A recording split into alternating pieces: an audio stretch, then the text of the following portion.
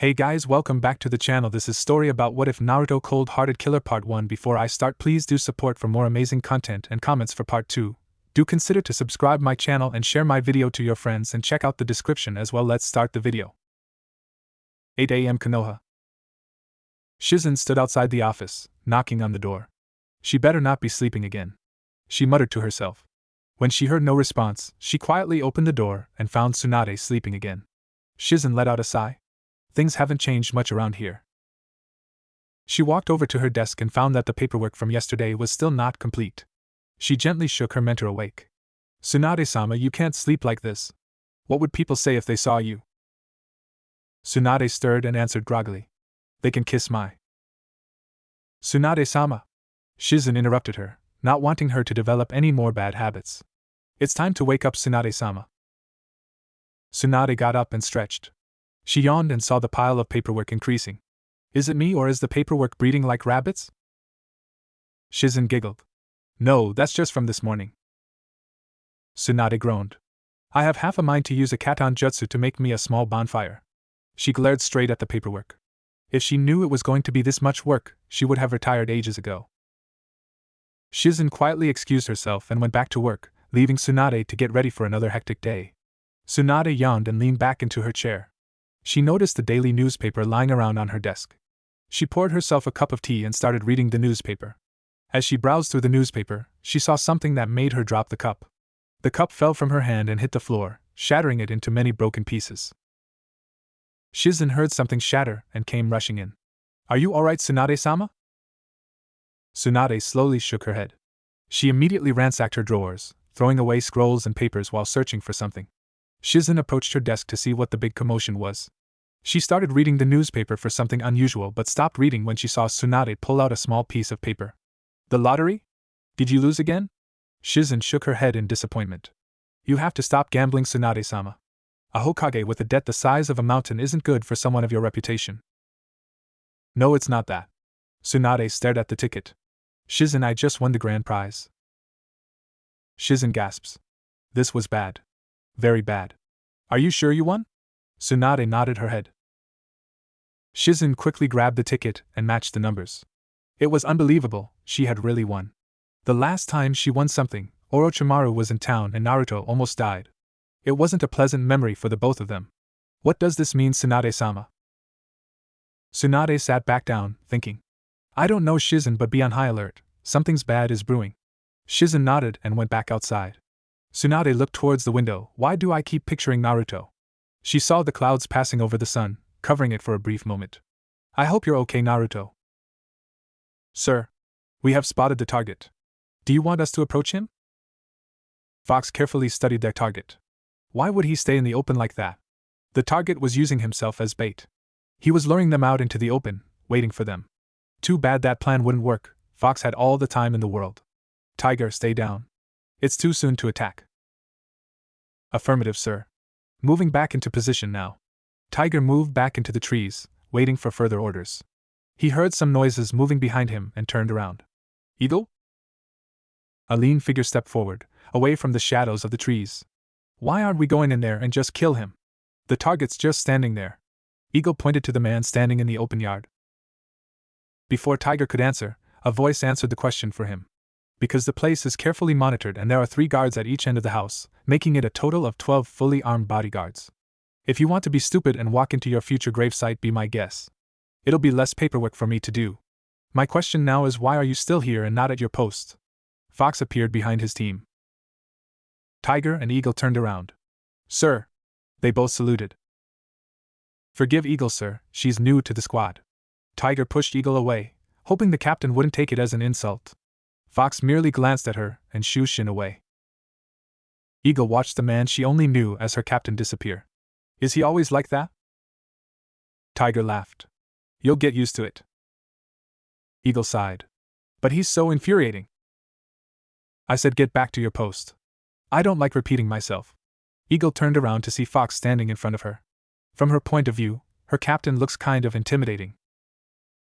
She was taken by surprise and fell down. High.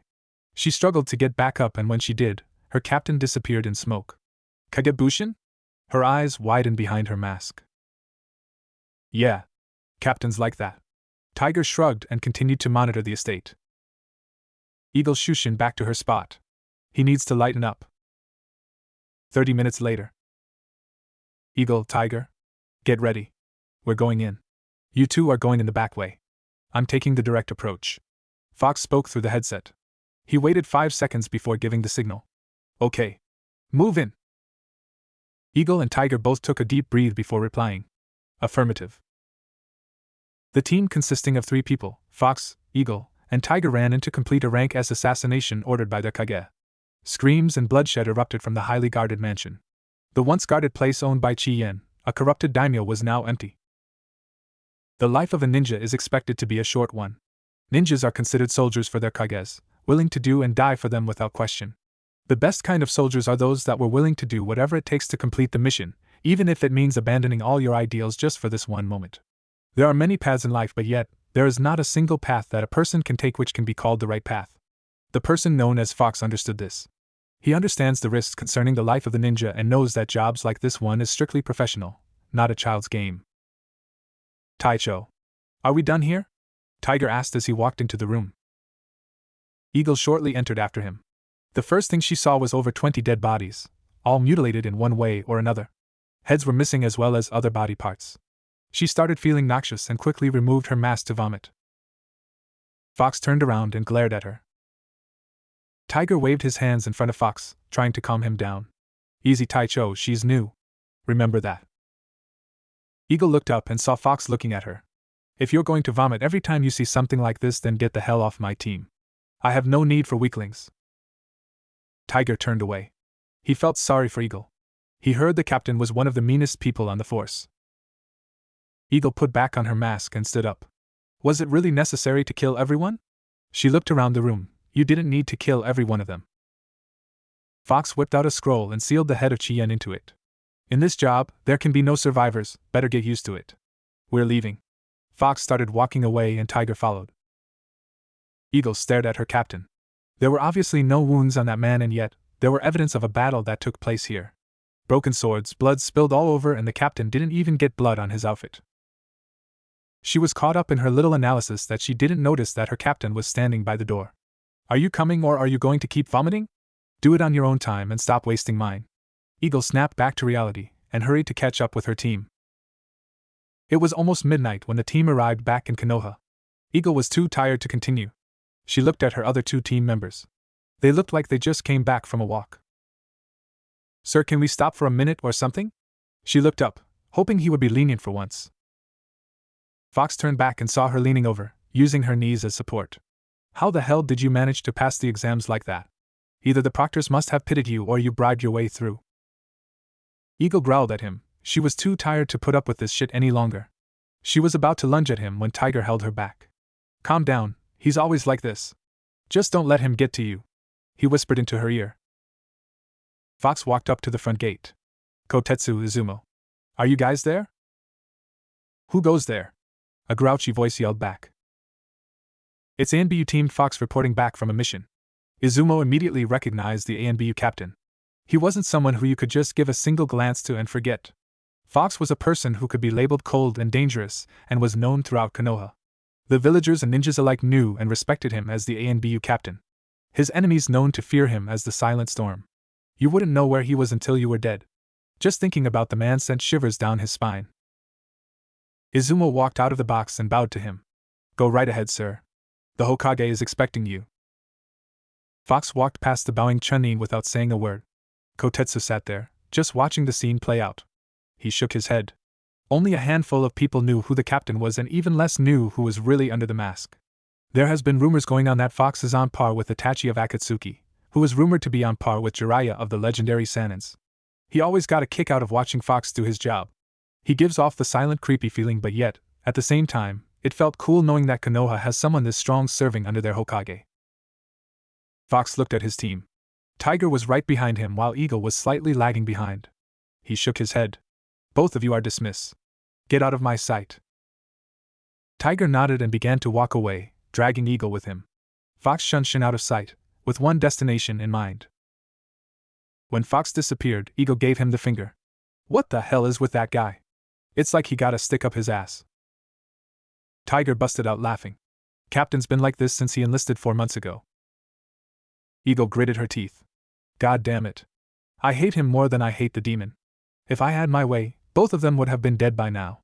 She gripped her knuckles and slammed the wall, causing some rubble to fall off. Tiger stayed back and observed her behavior. He shook his head. He gave us the night off. I'm going back to relax. I suggest you do the same. He disappeared, leaving her alone. Eagle cursed the day she joined his team. She punched the wall one last time before disappearing as well. Fox walked through the hollow hallways of the tower. The night winds made the atmosphere a bit chilly. Fox didn't mind the cold, it was something that he liked. It was a refreshing feeling. He walked up to the Hokage's door. It was wide open. Tsunade always left it open because no one dared to walk in unannounced, everyone except a selected few. The only time it would be closed is if she was sleeping or in a meeting. Fox stepped into the room and saw her furiously scribbling on the paperwork. When she didn't acknowledge his presence, he let out a cough. Tsunade looked up from her paperwork and saw Fox standing before her. Fox reporting in from a completed mission, Hokage-sama. Tsunade got up from her chair and stretched. She let out a yawn before signaling Fox to close the doors. When Fox closed the doors, Tsunade took out a bottle of sake. So I take it your mission was successful? Fox nodded his head. It went off without a hitch. He stood there, awaiting his next order. Tsunade took a sip of her sake. You know, you can remove your mask when it's only the two of us. Fox stood there, not making a movement. I don't feel like it, Hokage-sama.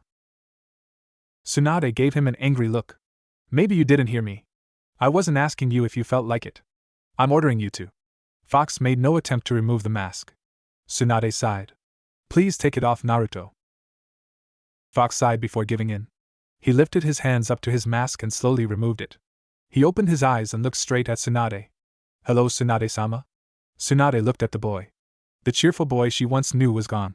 His body became toned, you can see the muscles perfectly on his arms and chest. His face has lost most of its baby fat, and it was no longer the face of a young teenager, it was the face of a handsome young man. Ever since he joined the ANBU ranks, he has undergone a complete transformation.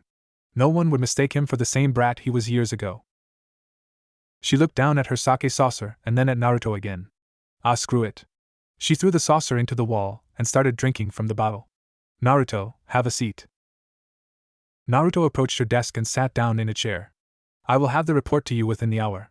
What is my next mission, Tsunade-sama? She put down her bottle before sitting back down. Naruto, I think you're working too much.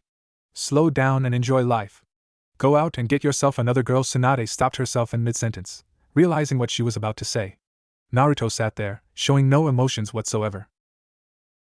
Tsunade heard about the split between Naruto and Sakura. She heard it through the local grapevine, which they heard it from Ino herself. She's been meaning to ask Naruto for what really happened between the two of them, but whenever she tried looking for Naruto, he was always out on a mission. Naruto. I'm so sorry. I didn't mean it like that. Naruto shook his head. Don't worry yourself about it. It's nothing. Tsunade took another sip of sake. Want to talk about it, Naruto? She was carefully studying his facial expressions. So far, she found out that he was like a statue, unable to change his emotions. It was true that he changed. He was no longer the social and loud-mouthed brat he once was. He was now embarking on missions like they were going out of style. When she got no response from Naruto, she sighed. Listen, Naruto, I'm worried about you. Hell, you even got Jiraiya to worry about you, and that man never worries about anything except his books. Naruto dropped his head. Naruto hesitated for a minute before continuing. Found out that we weren't exactly right for each other. Naruto took his time, trying to figure out what was the best way of telling her without reviewing too much. In his mind, he was replaying the scenes as if it was a broken record. He couldn't forget it, no matter how hard he tried. Flashback. 5 months ago. Naruto was someone who you could have considered the happiest man in the world. Nothing could have brought him down. Sakura and him was officially a couple of 2 months now, and nothing could spoil his mood. He had a date with Sakura tonight to celebrate their anniversary. Each time he looked into her eyes, he would always see the happiness that he brought to her world. What he didn't know was that everything was about to change. Izumo laughed quietly about the relationship that Tsunade and Naruto had. Only Naruto dared to speak to her like that in that tone. Well, she also said that if you don't come, she's closing down the ramen stand and banning ramen from Konoha. What? Naruto yelled at the man. Izumo covered his ears. When he looked back up, Naruto was gone, but you could see a pile of dust that the boy left behind. He chuckled to himself. Same old Naruto. Oba-chan! You better not touch the ramen! Naruto shouted as he barged into the room. Before he could say anything else, Tsunade hit him over the head with her fist. I thought I told you not to call me that, Naruto. She glared at the boy. Naruto rubbed his head before glaring back. Shikamaru let out of a little cough. Seems like they forgot that I'm also in here, how troublesome. Tsunade snapped back into reality and sat back down in her chair. Naruto followed her over and stood alongside Shikamaru. Hey Shikamaru, how's Temari treating you? Shikamaru let out a sigh. Same old, same old. Women are just too troublesome. The boys turned back around when they heard a cracking sound. What was that, Shikamaru? Tsunade stared the young Chunin in the eye. Nothing. She nodded her head before opening a folder. I'm sending you two, along with a team, on a rank S mission. Yada! Naruto yelled out. You guys are leaving tonight. Naruto stopped jumping up and down when he heard the news. Tonight was supposed to be his night. Can it be tomorrow, Oba-chan? Tsunade gritted her teeth. Only a few more hours until she gets rid of him. She kept telling herself in her head. No, it has to be tonight because we have gotten word that Sasuke is in an isolated town just north of here. As I recalled, you wanted to be in this mission. Naruto quieted down. He stared hard at the ground before looking up. That's right, I have to bring him back. He nodded his head. So who else are we going with? Tsunade threw the file at Shikamaru, who opened it and read the information. Niji, Kiba, Shino, Lee and Choji. Naruto smiled. It's time to bring our lost buddy home. 3 days later. The special convoy team came back into the village, all bruised and battered up but still alive. They had engaged in battles with Orochimaru's new and upgraded Sound 4 along with Sasuke and Kabuto. It was not an easy fight, each of them considered themselves lucky for winning the battle. Naruto had it worst.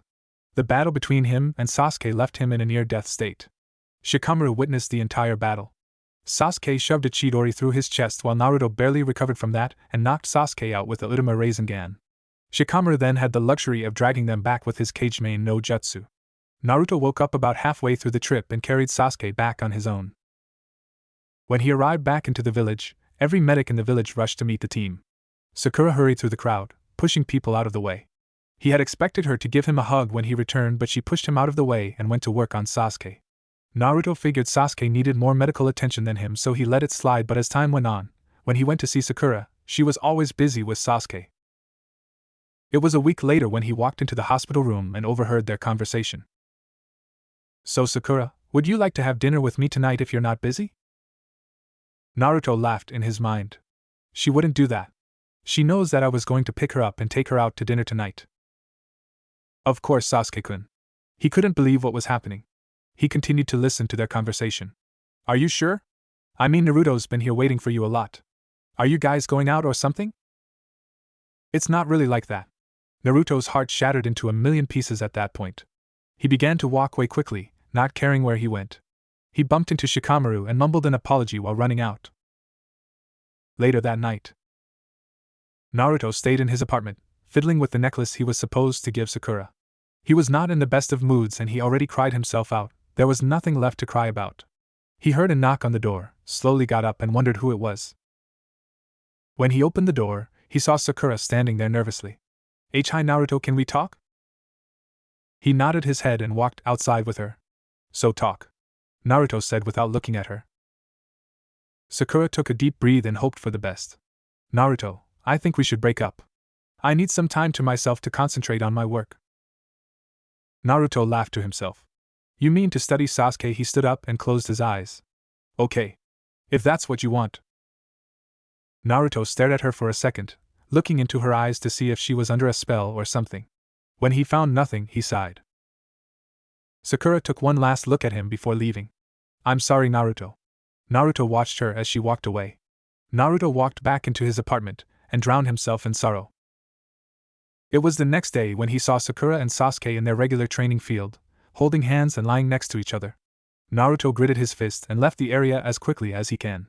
It was also the same day his whole world changed, where he enlisted in ANBU and quickly climbed the ranks into becoming the captain. Flashback end. You know I'm always here if you want to talk Naruto. We all care about you, me, Shizen, Irika, Jiraiya, Kakashi, all your friends. Tsunade looked at the boy.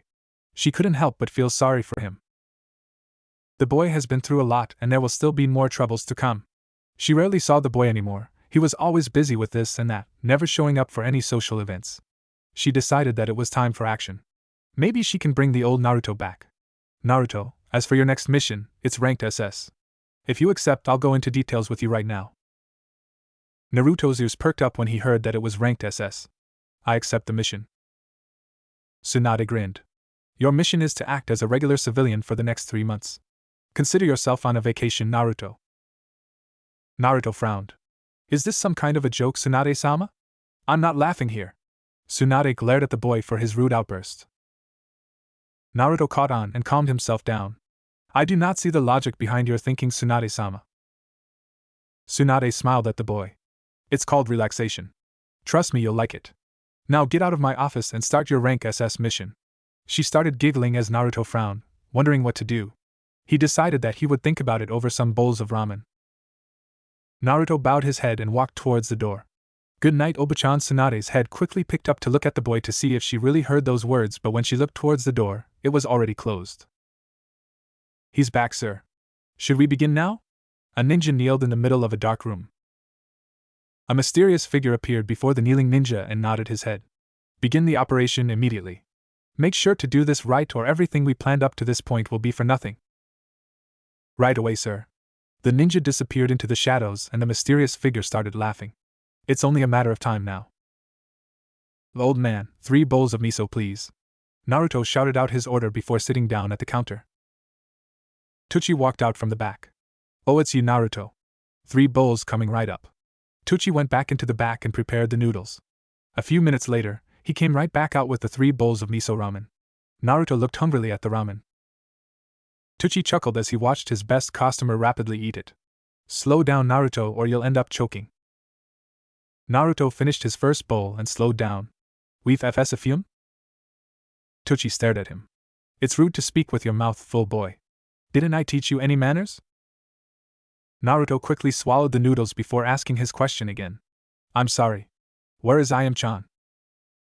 Oh, she's out on a date with some boy. Tucci watched the boy finish off his bowl. How can this boy eat so much ramen and yet still remain thin? It was a mystery the way he ate. Do you want any more, Naruto? Naruto shook his head. I have to turn in tonight, old man. I'll stop by tomorrow. Tucci nodded his head and accepted the money that Naruto put down. Just as Naruto walked out of the bar, an explosion rocked the area, causing Tucci to drop the plates. Old man! Are you okay? Naruto ran back inside to check up on the old man. Tucci slowly pulled himself up, shaking his head. Yeah, I think I'll be okay, Naruto.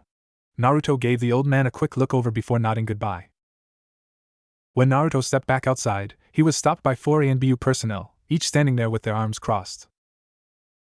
ANBU, short for Ansatsu Senjutsu Takushi Butai, stood for the village's security task force. They are the elite of the elite, handling assassinations and high-risk missions to other countries. They are under the direct service of the Hokage. What can I do for you gentlemen at this hour of the night? The ANBU with the dog mask threw a fast punch that caught Naruto off guard. The punch sent him flying back into the counter of the ramen bar. Tucci came to see what the commotion was about. What's going on here? Why are you beating on him? Stop right this instant. I will not allow fighting in my restaurant. Dog ignored the man and stood in front of Naruto. Naruto Uzumaki, you are under arrested for acts of terrorism against Konoha. For destroying the Konoha hospital and killing 50 people in your little act. Naruto looked up at the man, with shocked eyes. What the hell are you talking about? I was here when the explosion occurred. Yes, I can vouch for him. He was here eating ramen when it happened. Tucci quickly defended his loyal customer, the son that he never had. Shut up, you demon lover. The ANBU with the cat mask retorted back. Naruto got up and looked at the 4 ANBU. Well, you got the wrong guy. I didn't do it, so leave me alone. Naruto pushed his way past the ANBU squad but stopped when Cat caught his arm. You are coming with us, demon, or there will be trouble. Naruto quickly reversed it and threw him away. Don't touch me. I don't like it when people touch me without permission. Naruto turned his head and saw the other ANBU getting ready to attack. Cat quickly jumped back up and tackled Naruto from behind. Tucci stepped in when he saw Naruto getting tackled. Get off him this instant. He pushed the ANBU off Naruto and was about to help Naruto up when the person in the wolf mask punched him in the stomach, sending him to the ground. Tucci coughed some blood out and was breathing heavily. Stay out of this fight, you demon lover. Wolf spat out venomously. As Wolf turned around, he caught a fist to the face, causing him to stagger back and to comfort his broken bloody nose. Naruto appeared next to Tucci and helped him up slowly. Are you okay, old man? Tucci smiled weakly at Naruto.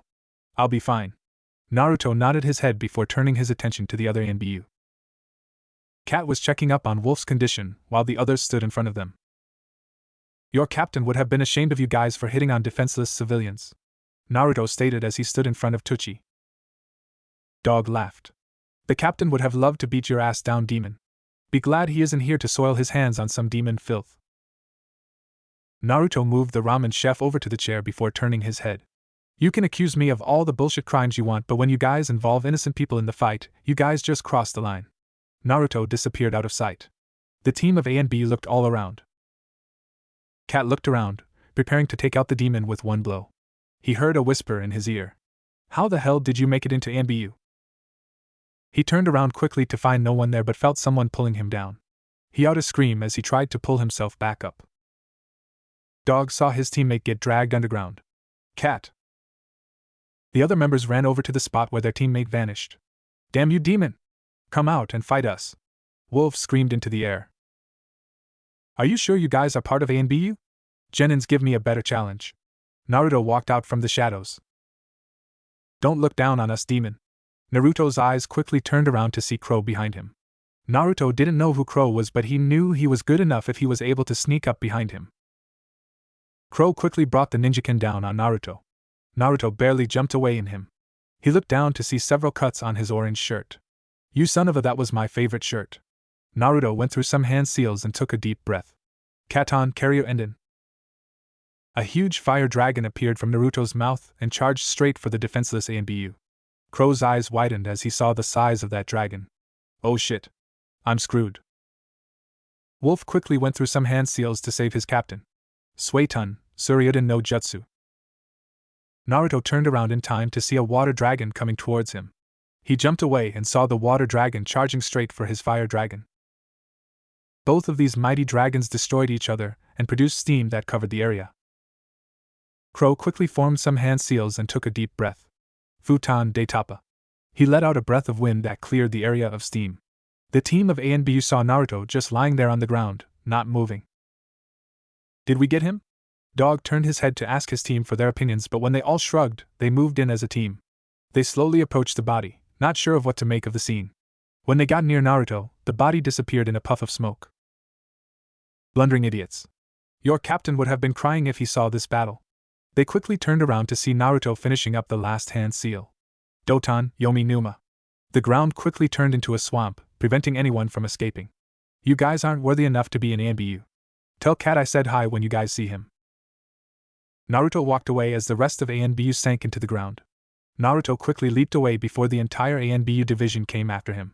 He ran back to his apartment but found more ANBU there. He turned around and disappeared into a corner. Naruto walked into a narrow alleyway with a dead end. He moved himself into a corner and just sat there, wondering what was going on. What the hell is going on here? I know I didn't blow up the Konoha hospital. Many thoughts were racing through Naruto's mind. He looked up when he heard someone knocking over a garbage can. If you take one more step into this alleyway, I'll kill you in over 15 ways. He let out a small growl. He was not in a mood for more of this bullshit right now. Naruto? The voice called out. Naruto recognized that voice. Shizen-san? He saw the shadow of the figure slowly approaching him. Shizen walked towards him slowly, making sure it's the real one. It's me, Naruto. Naruto took out a kunai and held it where she can see it. How did you know I was here? Shizen saw the kunai and stopped advancing. Tsunade-sama saw your location through her crystal ball. She needs to talk to you quickly. Naruto nodded his head. As Naruto got up, Shizen noticed a bloodstain over his clothes. It's not my blood.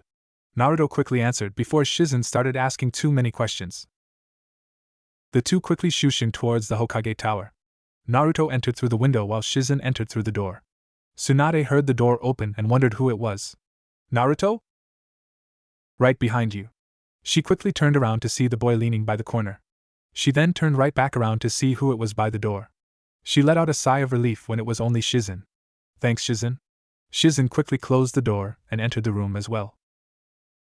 Tsunade took a quick glance at Naruto. Naruto, what in the world happened to you? I was attacked by ANBU and now they're currently disposed of, Naruto said in a cold tone. Tsunade shrugged off the tone. So what happened, Naruto? She looked at him. His clothes was a mess and he looked like he'd been through hell. Naruto shrugged. I don't really know. Tsunade massaged her temples. Naruto. If you don't tell me, I can't really help you. Did you or did you not blow up the Konoha hospital? Naruto glared at her. Do you really believe that I would do something like that? Tsunade flopped down into her chair. No, but there are several key eyewitnesses that saw you entering and leaving as it exploded. The council is going to have a field day with this Naruto. They have been looking for an excuse to execute you and now they may have the right reason. The two women looked at Naruto. He stood in his corner quietly, making no signs of conversation. Just tell me what you were doing, Naruto, and I'll help you out in any way I can. Naruto opened his eyes and stared at the door. The door busted open and the room soon filled up with root members. Danzo casually walked in. Thank you for capturing the fugitive Hokage-sama. Tsunade gritted her teeth. What the hell are you doing here? Danzo smiled. Why, to capture and detain the killer, of course. We received word that he was making his way up here and I thought he was going to kill you as well, Hokage-sama. Tsunade slammed her fist down on the table.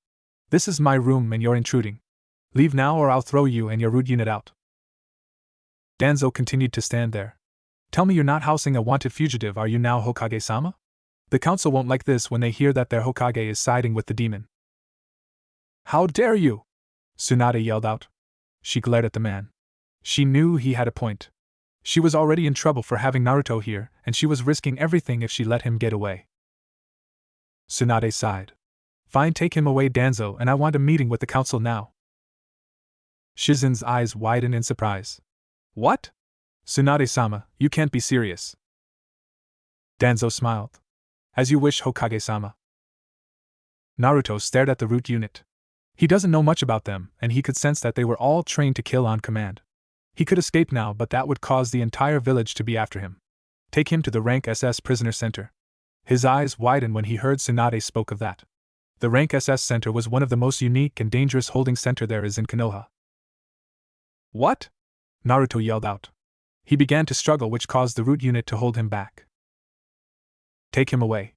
Tsunade sighed and pointed towards the door. Danzo smiled. You heard your Hokage. Do it. Naruto shot Tsunade a cold glare which Tsunade noticed but didn't respond. She was too busy convincing herself that this was the best thing to do. Shizen! Gather everyone now. Shizen nodded and disappeared. Tsunade watched as Naruto was taken away from her office. She started to break down in the middle of her office, hating herself for what was about to come. 30 minutes later. What the hell do you mean he's going to be executed at dawn? Tsunade brought her hands down to the table. She glared at the Council of Elders. You have no goddamn proof that Naruto was responsible for the explosion. We have our own eyewitnesses as well as sufficient evidence that shows him being responsible. Tsunade glared at the person who spoke up. Koharu returned an equally strong glare. If I didn't know any better, you guys were out to get him. Hamura coughed. The clan heads have also came to a unanimous decision that he is to be executed for his actions. We have lived with the demon long enough. He is a liability to the village and everyone here. This meeting is over. Tsunade's eyes widened. What?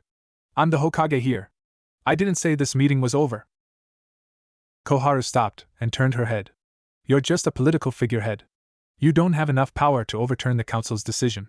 She closed the door on her way out, leaving Tsunade to her own thoughts. Tsunade stared at the door, wishing that she could have bashed their heads in. Oh my god, Naruto, what have I done? Get up, you dirty demon. It's time for your trial. The guard kicked the bars, awakening Naruto. Naruto stirred for a bit, before rolling back on his side.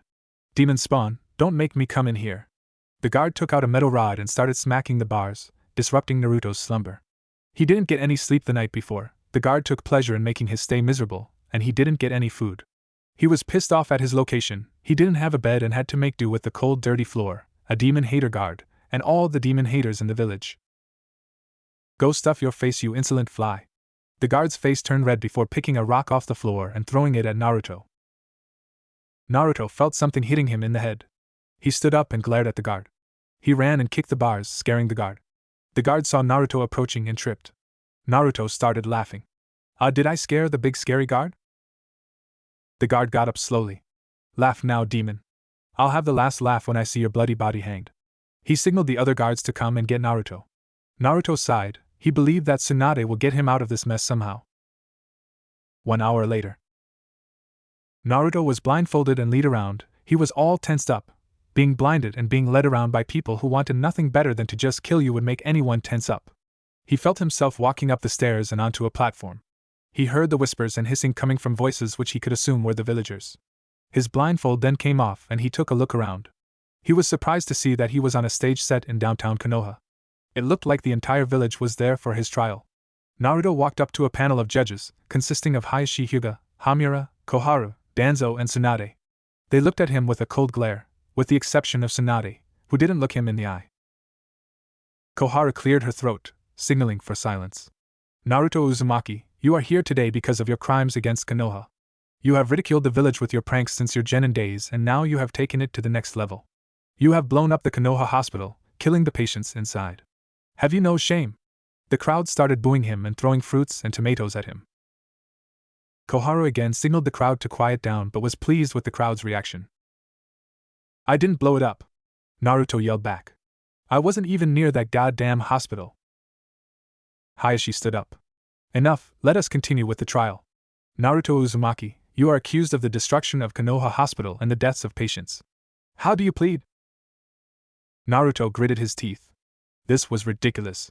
I plead not guilty. He would have to play their game for now. He looked at his surroundings. NBU and root units everywhere as well as jounins and chunins just standing around, watching the so-called trial. Hayashi stood there, if he was slowly judging the boy. Can you call your first witness to the stand? Gladly, Naruto retorted. As the trial continued, Tsunade sighed in her seat. There was no way for Naruto to win this trial. Everyone is set to see the demon dead. Why aren't you doing anything, Tsunade-heim? Tsunade recognized that voice. It was a distinct yet familiar and comforting voice. Jiraiya, things aren't look great for Naruto. Jiraiya looked at the boy. Yeah, I know. Why the hell aren't you doing something? Tsunade sighed. They have me at a cliff, Jiraiya. I can't do anything or I'll be considered a traitor as well. Like Naruto would have given a damn? Jiraiya shot back. He was disgusted with the way things were being ran. This wasn't a trial, it was an excuse to publicly humiliate the demon. There was no hope for Naruto. He was up against 4 of the most ignorant people ever to walk this planet. He silently stood next to Tsunade to watch the trial. Even him, the great hermit, can't do much to help Naruto. The kid will have to use every trick known to man to pull off this last stunt, or else it will really be his last. I called Tsuchi, the ramen chef from the Ichiraku ramen bar. He was there when the explosion occurred. Tsuchi approached the platform and stood in front of the judges. Hayashi cleared his throat. So Tsuchi, how long have you known the Demare boy? Hayashi corrected himself and waited for the answer. Tsuchi took his time answering. I've known him all of my life, sir. Hayashi stood up and looked at Tsuchi as if he was trying to get something out from the man. Then you know who he is? Of course, he's my best customer. He even protected me from the ANBU when they came to get him. Tsuchi replied with a smile. The village was always against the boy. This was his way of showing Naruto that he wasn't alone in this cruel world. What did he do to the ANBU that was sent to retrieve him? Tsuchi thought for a second. Well, first, they asked him to come for a crime he didn't commit but he refused and they started calling him a demon and then they attacked him when he didn't comply with their orders. Hayashi smiled. I see, so he resisted an arrest because he had something to hide? Naruto scowled at Hayashi. That man was twisting words and explanations to his benefit. Tsuchi was surprised. No. The arrest made no sense. The boy was eating ramen in my shop when the explosion happened. There was no way it could have been him. Were you with him the entire time? Tsuchi thought some more. Well, no, I had to go and cook something but the rest of the time, I was there. Hayashi smirked at Naruto. There we have it, the boy could have created a Kagebushin and sent it to attack the hospital in your absence. Thank you for your time, Tsuchi. Tucci looked shocked at the Hyuga head. He was about to say something but stopped when he was escorted off the platform. As he passed Naruto, he gave him a small smile. I'm sorry, Naruto. Naruto shook his head. It's okay, old man. Thank you for being here. Tucci walked off the stage. Naruto turned his attention back at Hayashi. You conniving bastard. How dare you twist the story around? Naruto started to leak out some killing intent. You're in my house now, Uzumaki. I call forth Danzo to the spotlight. Naruto glared at the man who took his time walking onto the stage. I'm told that you have evidence to show that Naruto was the one responsible for this. Danzo nodded his head and proceeded to call his eyewitness. Danzo cleared his throat before facing Naruto. I call forth Sasuke Uchiha to the stand. Naruto's eyes widened as he heard the name. Sasuke was the last person he would have thought to be on the stage. Sasuke walked up to Danzo and Hayashi. Sasuke Uchiha, where were you on the night when the hospital exploded? Sasuke took a deep breath before answering. I was walking home with Sakura when it happened. We were a block away from the hospital when we saw a window shatter and someone jumped out. I immediately activated my Sharingan and recognized the man. Naruto stared at Sasuke. He couldn't believe that Sasuke was turning against him. Who was this man Sasuke? Sasuke took another deep breath and pointed at Naruto. It was him, sir. He was wearing the same outfit that he is wearing now. What? Naruto shouted. Stop this bullshit. You know it wasn't me, Sasuke. Naruto shrugged off his guards and walked up to Sasuke. If this is some joke, Sasuke, I'm not laughing. Playing with people's lives is sick. Naruto stood in front of Sasuke's face and held him up by the collar. The crowd started screaming. You know it wasn't me, you bastard. Hayashi immediately took action. Someone contain him now. Naruto was pulled back by 5 ANBU. The crowd started chanting death to the demon. Hayashi raised his hand to silence them once more. How can you be sure it was Naruto's Sasuke? Naruto is a master of the Kagebushin and used it most effectively against me when he was fighting to take me back to Konoha. Naruto stared in disbelief at the last Uchiha. What did he do with the Kagebushin Sasuke during your fight? Sasuke gripped his knuckles tightly. He made a Rasengan with a clone to distract me while the real one snuck behind me and hit me on the stomach with a Rasengan. The crowd gasps. Naruto stared at him in disbelief. What the hell, Sasuke? Why? Silence, demon. You have done enough damage. Hayashi glared at Naruto and had more guards to restrain him. Get your hands off me. Naruto tried to remove the guards off him but failed.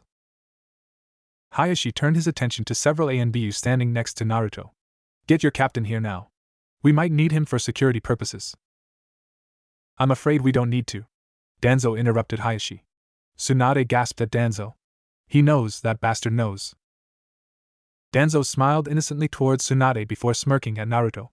Your ANBU captain is right here. Danzo pointed his cane towards him. Everyone looked around, trying to see if he was really here or not. Naruto Uzumaki, otherwise known as the Silent Storm, or better yet, our ANBU captain. Everyone stared at Naruto. Everyone was in shock. Their demon was the one in charge of the entire village's security and defense. Isn't that right, Tsunade-sama? Danzo smiled at Tsunade. Tsunade gritted her teeth and nodded. She had no other choice right now, the spotlight was on her.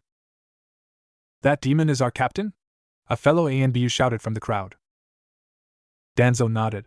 He has been watching you all, monitoring your every movement, waiting for the perfect moment to strike. Naruto growled. He was already hating the man. There was nothing else to hate about him. He stared straight at the tiny man. When I get out of here, Danzo, mark my words, I'm going to make you regret the day you ever took your first breath of air. Naruto tried to break away but failed when more ANBU jumped onto the platform and restrained him. See the threat he just made? It shows that he is no longer stable to be your protector, your so-called ANBU captain. The crowd had started yelling and spitting at Naruto. Tsunade saw enough of this. Stop this now, she shouted. We all have secrets. Naruto's SEC. Secret is something more. Danzo interrupted her. I say it's time we abandon the third silly law. We have nothing to hide anymore. What do you judges say? Most of them nodded their head, which left Tsunade speechless. Stop. The third may be dead, but we do not disobey a man's last wish. Have you no honor? Jiraiya appeared in front of Danzo, staring him down, daring him to continue. The ANBU holding Naruto back tensed up as Jiraiya turned his attention to them. Release my apprentice now or you'll go through me. The ANBU reluctantly released Naruto. Thanks, Ero-senin. Naruto dusted himself off. Danzo frowned at the turn of events. What can I do for you, Jiraiya-sama? Jiraiya stared at the man. This man was so despicable on so many levels. That law is not to be broken. It is meant to be kept with our generation and is to die with our generation. Why don't we just ask the crowd that? The crowd started shouting and yelling, which caused Danzo to smile. Looks like you just gotten your answer. He turned around and faced the crowd. We, the judges of this trial, have finalized our answer. We have came to the conclusion that Naruto Uzumaki, the man known as the Silent Storm, the Kyuubi no Yoko, will be sentenced to death for his crimes of attempted murder of one Sasuke Uchiha, and the death and destruction of Konoha Hospital. The crowd started cheering. Silence. This trial isn't over. Are there anyone who's willing to testify on Naruto's behalf? Jiraiya yelled over to the crowd. Everyone quieted down once again. He waited for someone to speak up. Come on. Aren't you his friends? Jiraiya growled. This was unbelievable. No one stepped forward to help. Naruto was scanning the crowd looking for his friends. He saw them spread out. Ino and Sakura gave him a dirty look, which he can figure what they were mad about. Shino stood there with his shades on, showing no emotion whatsoever. Shikamaru wasn't there, but a shocked Choji stopped eating. Kiba and Lee were looking at him with shocked expressions on their faces. Niji was holding Hinata back, stopping her from running away. The friends that he had were standing there, like they were frozen in ice. Jiraiya stood there, waiting for anyone to speak up. When no one spoke up, he sighed.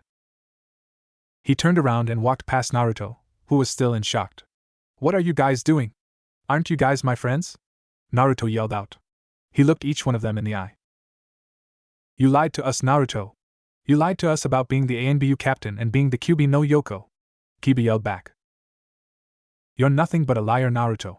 You even tried to kill Sasuke and you're the Kyuubi as well? I thought I could trust you, but now. Sakura yelled out. He stared at them, a straight face, deprived of all emotions. I thought you guys were my friends. He started shaking his head. I must have been living in a dream all this time. Go to hell, demon. He looked to his right, to see a familiar face. It was Eagle trying to lunge forward, but Tiger holding her back. I knew you were a bloody demon when you slaughtered all those people. The crowd started chanting death to the demon. Naruto started to back away, fearing for the worst. Tsunade walked up to him and placed a hand on his shoulder. She faced the crowd. The trial is over. She took a deep breath before continuing. The council's decision is. Naruto stood there with his eyes closed. If Tsunade was going to do something, it better be now. Death. Naruto opened his eyes in shock. Death. The word echoed through his mind. He looked at the person who he could have called an older sister, or a motherly figure. She started walking away but took a quick look at Naruto, who was quickly surrounded with ANBU. What? Tsunade-sama. He glared straight at her with his icy blue eyes. She quickly walked back to her seat and sat down. Naruto looked around, surrounded by the very team that he was in charge of. Looks like we'll have a new captain soon, Ferret said mockingly. The others just laughed. Naruto growled. You're nothing but maggots compared to me. You guys don't even deserve the title of ANBU. Get him, Danzo ordered. The ANBU dog piled Naruto, covering him down. Naruto heard footsteps approaching him, getting closer and closer as each second passed. He looked up and saw Eagle standing in front of him with a sword. This is for the hell you put me through. She kicked him in the face, causing him to bleed from the lip. Hold him up. Her fellow ANBU held him up, in front of the crowd. Eagle started twirling the sword, just to entertain the crowd with her sword skills before stopping in front of Naruto.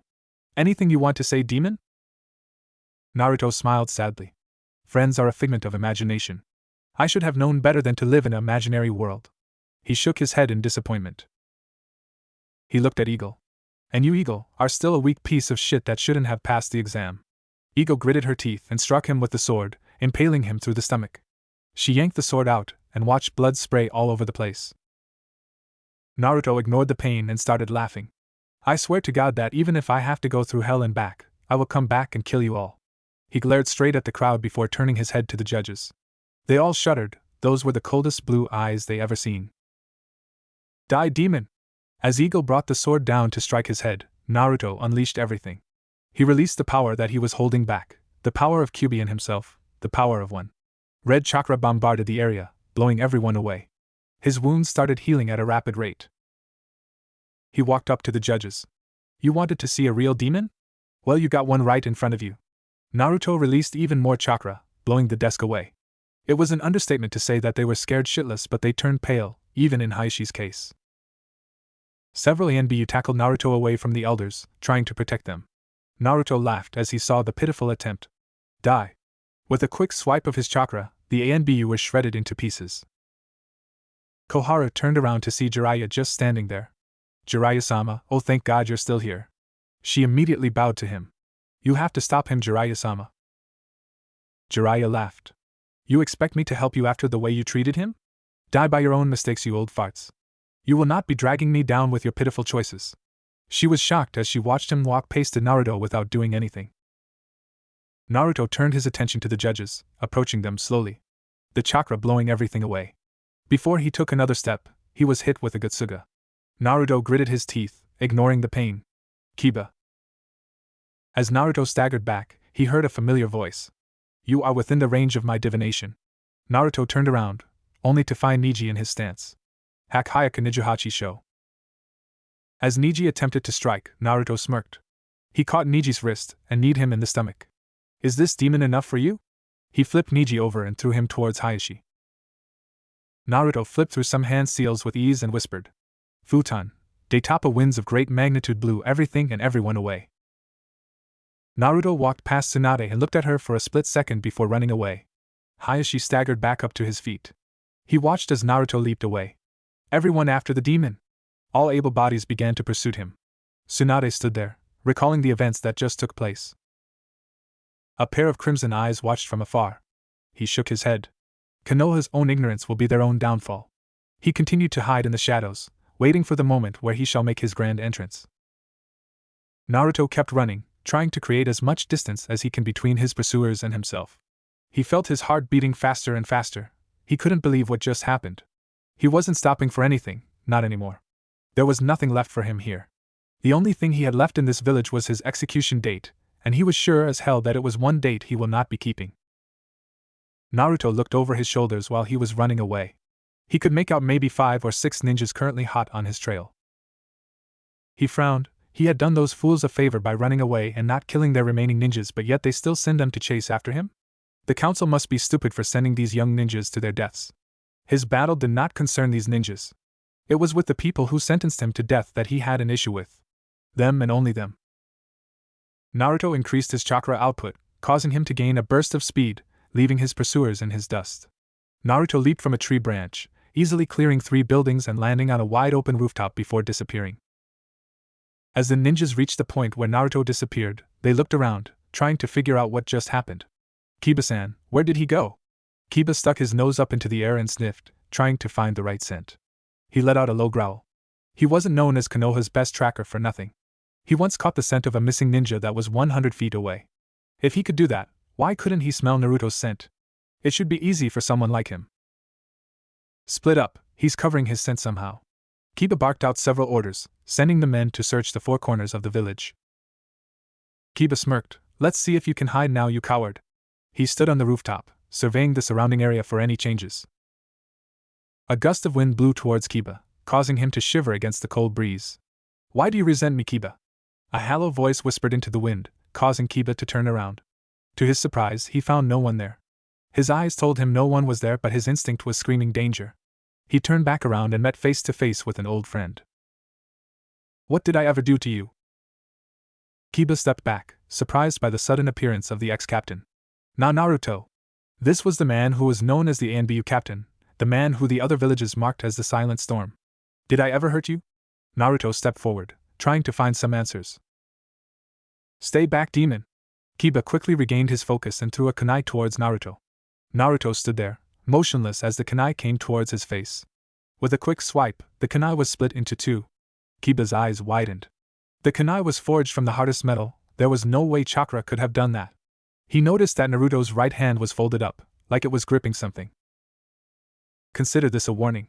If you follow me again, I will dispose of you and everyone else who stands in my way.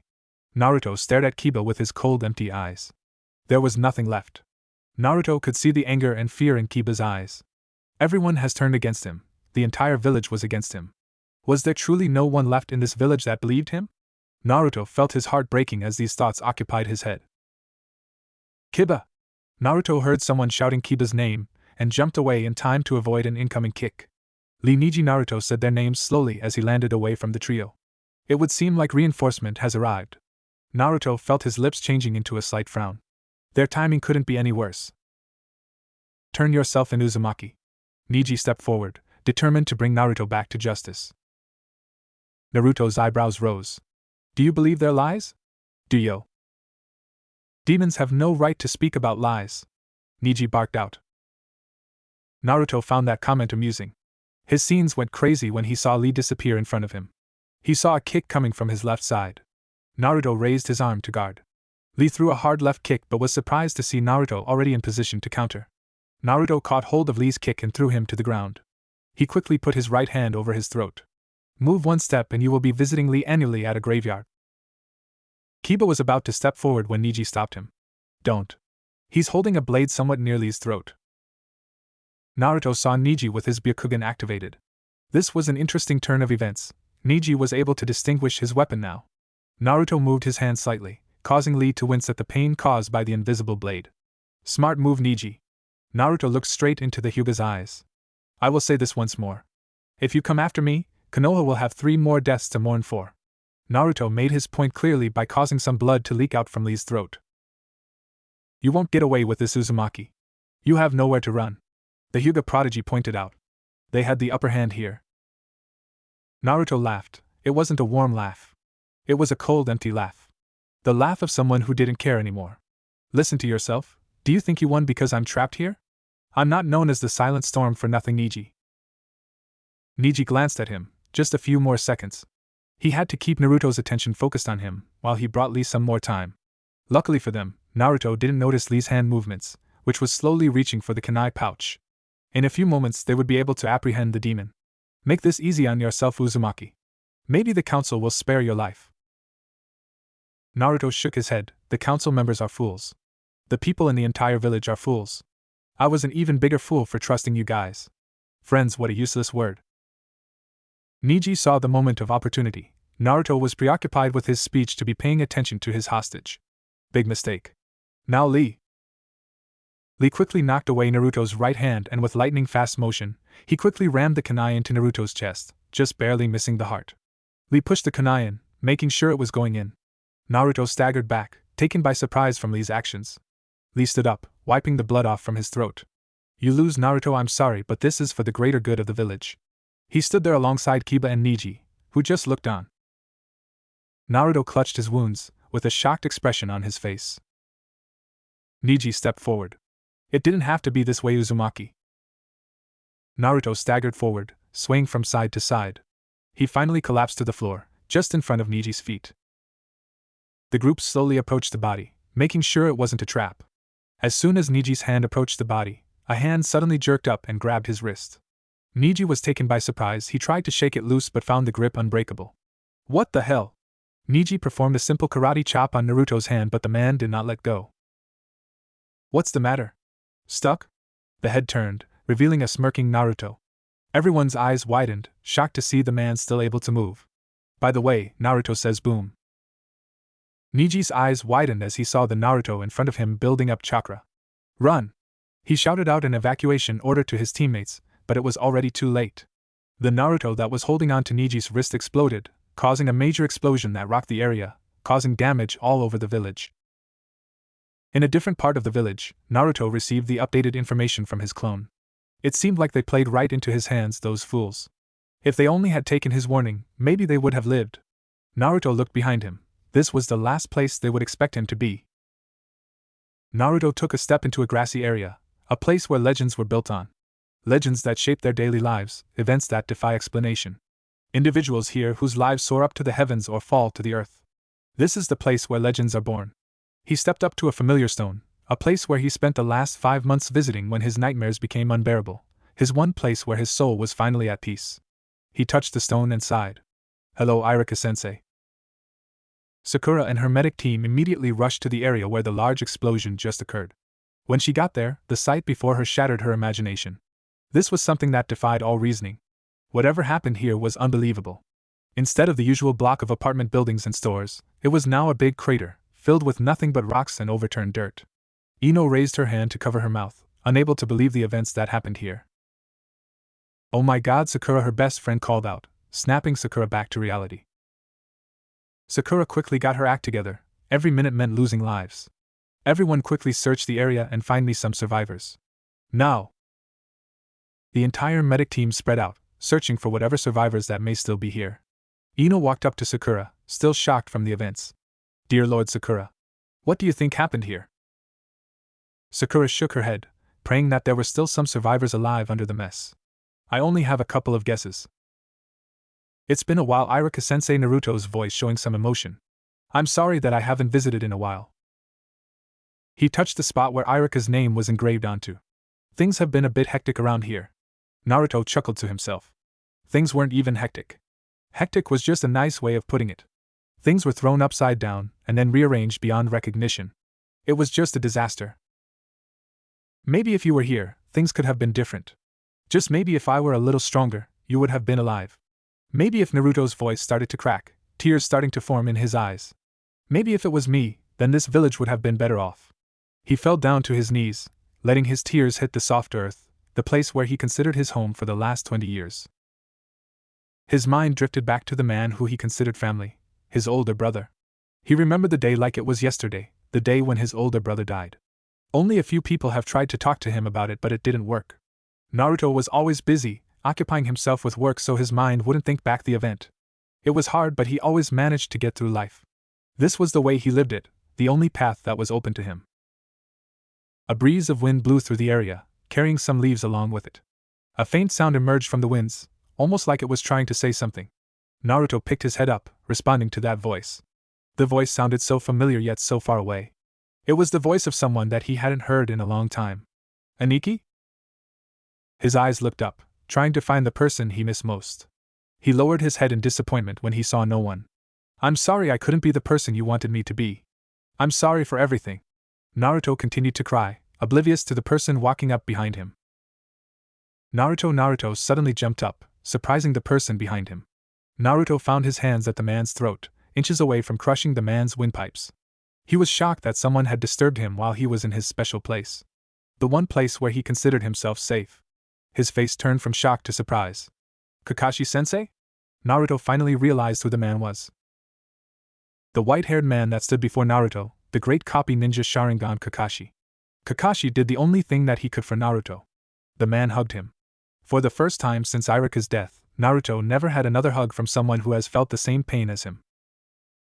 Naruto felt all his mental barriers failing, the emotions that he held back since his death came rushing to the surface. Naruto cried on the man's shoulder, letting out his pain that he was carrying on his shoulders for the past few years. It's okay, Naruto, it's going to be okay. This was the man who the village labeled as a demon, the bloodthirsty killer that was better off dead. If only they got past their ridiculous pride, they would see a suffering human being, a man who was innocent of all crimes, a man who was carrying a huge burden on his shoulders. Naruto cried for a good few minutes before drying his tears. He let go of his sensei, just wondering why the man was here. What are you doing here, Kakashi-sensei? Naruto felt something inside him, a feeling that he hasn't felt for a long time, the bond between student and teacher. He felt himself transported back to his genin days, when they were only student and teacher, not a demon that was being hunted down by the village's ninja. Are you here to kill me?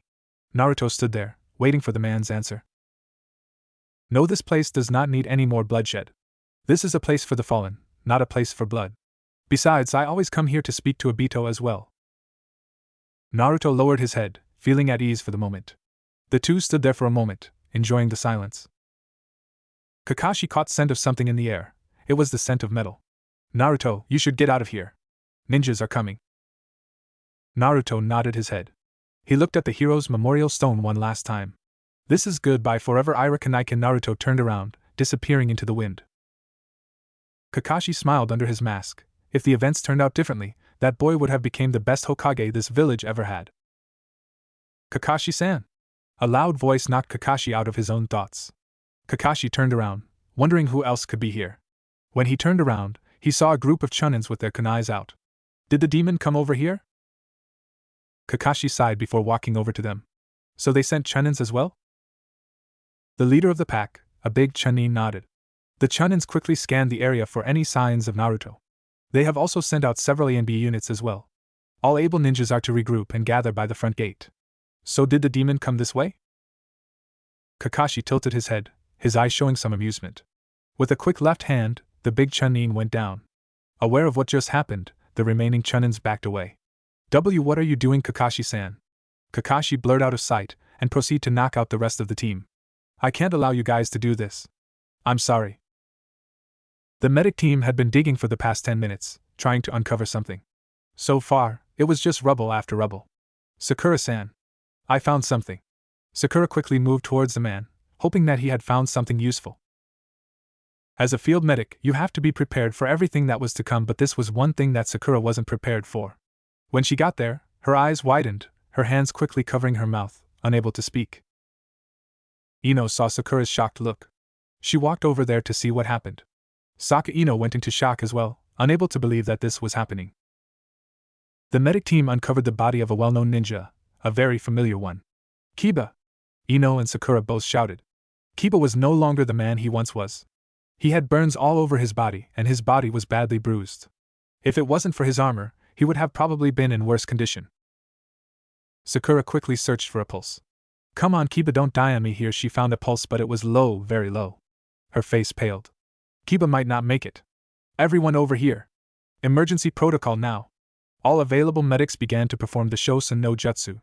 They had to operate on Kiba now or else he wouldn't make it. Ino backed away, until she tripped on something. She looked down and saw that she tripped over a bloody hand. She quickly screamed, drawing everyone's attention. I found someone else. Ino quickly cleared the rubble, revealing Lee and Niji in the same condition, if not worse. They both sported burns all over their face and body parts. Ino quickly searched for a pulse and felt her heart beating faster and faster as she tried to locate different pulse positions. They're still alive! She shouted, drawing Sakura's attention. Their pulse was low, which meant their condition was in a critical state. Sakura left the rest of the team to work on Kiba while she went to work on the other two. Ino stared at the battered bodies of Lee and Niji. Could Naruto have done this much damage? Sakura put her hands above Niji's heart, her hands turning green, which meant the healing jutsu was starting. It had to be Naruto. Why else would they be like this, Ino? Sakura snapped at her, not really caring for anything else at the moment except for saving their lives. Ino quickly got the picture and went to work on saving Lee. Tsunade looked at the mess that stood before her. The impractical stuff like tables and chairs were overturned and people were all over the streets. Lucky for them, Naruto only blew them away with winds and not with anything else. She was lucky that no one was critically injured, except for those Anbu who was stupid enough to get in his way. She was quickly approached by the elders, who each had a stern look on their face. Tsunade, did you see what that demon did? We have to quickly assemble our forces at the front gate. He will surely try to leave the village that way. Koharu immediately pointed out. The demon was already loose inside the village. There was no telling what could happen. Don't worry, my root unit is already on the job, pursuing the demon as we speak. Danzo smirked. Pretty soon Tsunade will have no choice but to resign, and then it would be his time to shine. The third Hokage was a fool to let that boy live. He lost count of the number of times he had confronted the third about executing the boy but was merely turned away, stating that the demon was no harm to the village. He silently laughed at the third, almost wishing he was alive to see this day. Tsunade looked around, looking for a particular person. Damn it, Jiraiya, where did you go? If only Jiraiya was here, maybe he could talk some sense into these old farts. She continued to look around, no sign of her old teammate anywhere. Tsunade, we're ordering all our forces to stand guard in front of the village gate. Hamura spoke up, catching Tsunade's attention. Gather everyone and go! She half-heartedly shouted out. She watched as the elders disappeared, with ninjas slowly getting up and following them. Shizen appeared next to Tsunade, standing by her side. Do you think he's going to be okay? Shizen quietly asked. For his sake, he better be. Tsunade felt her knees giving out and was about to collapse until Shizen caught her, providing support to help her to her feet. Oh, Tsunade-sama, she helped her mentor up and the two of them slowly approached the front gate.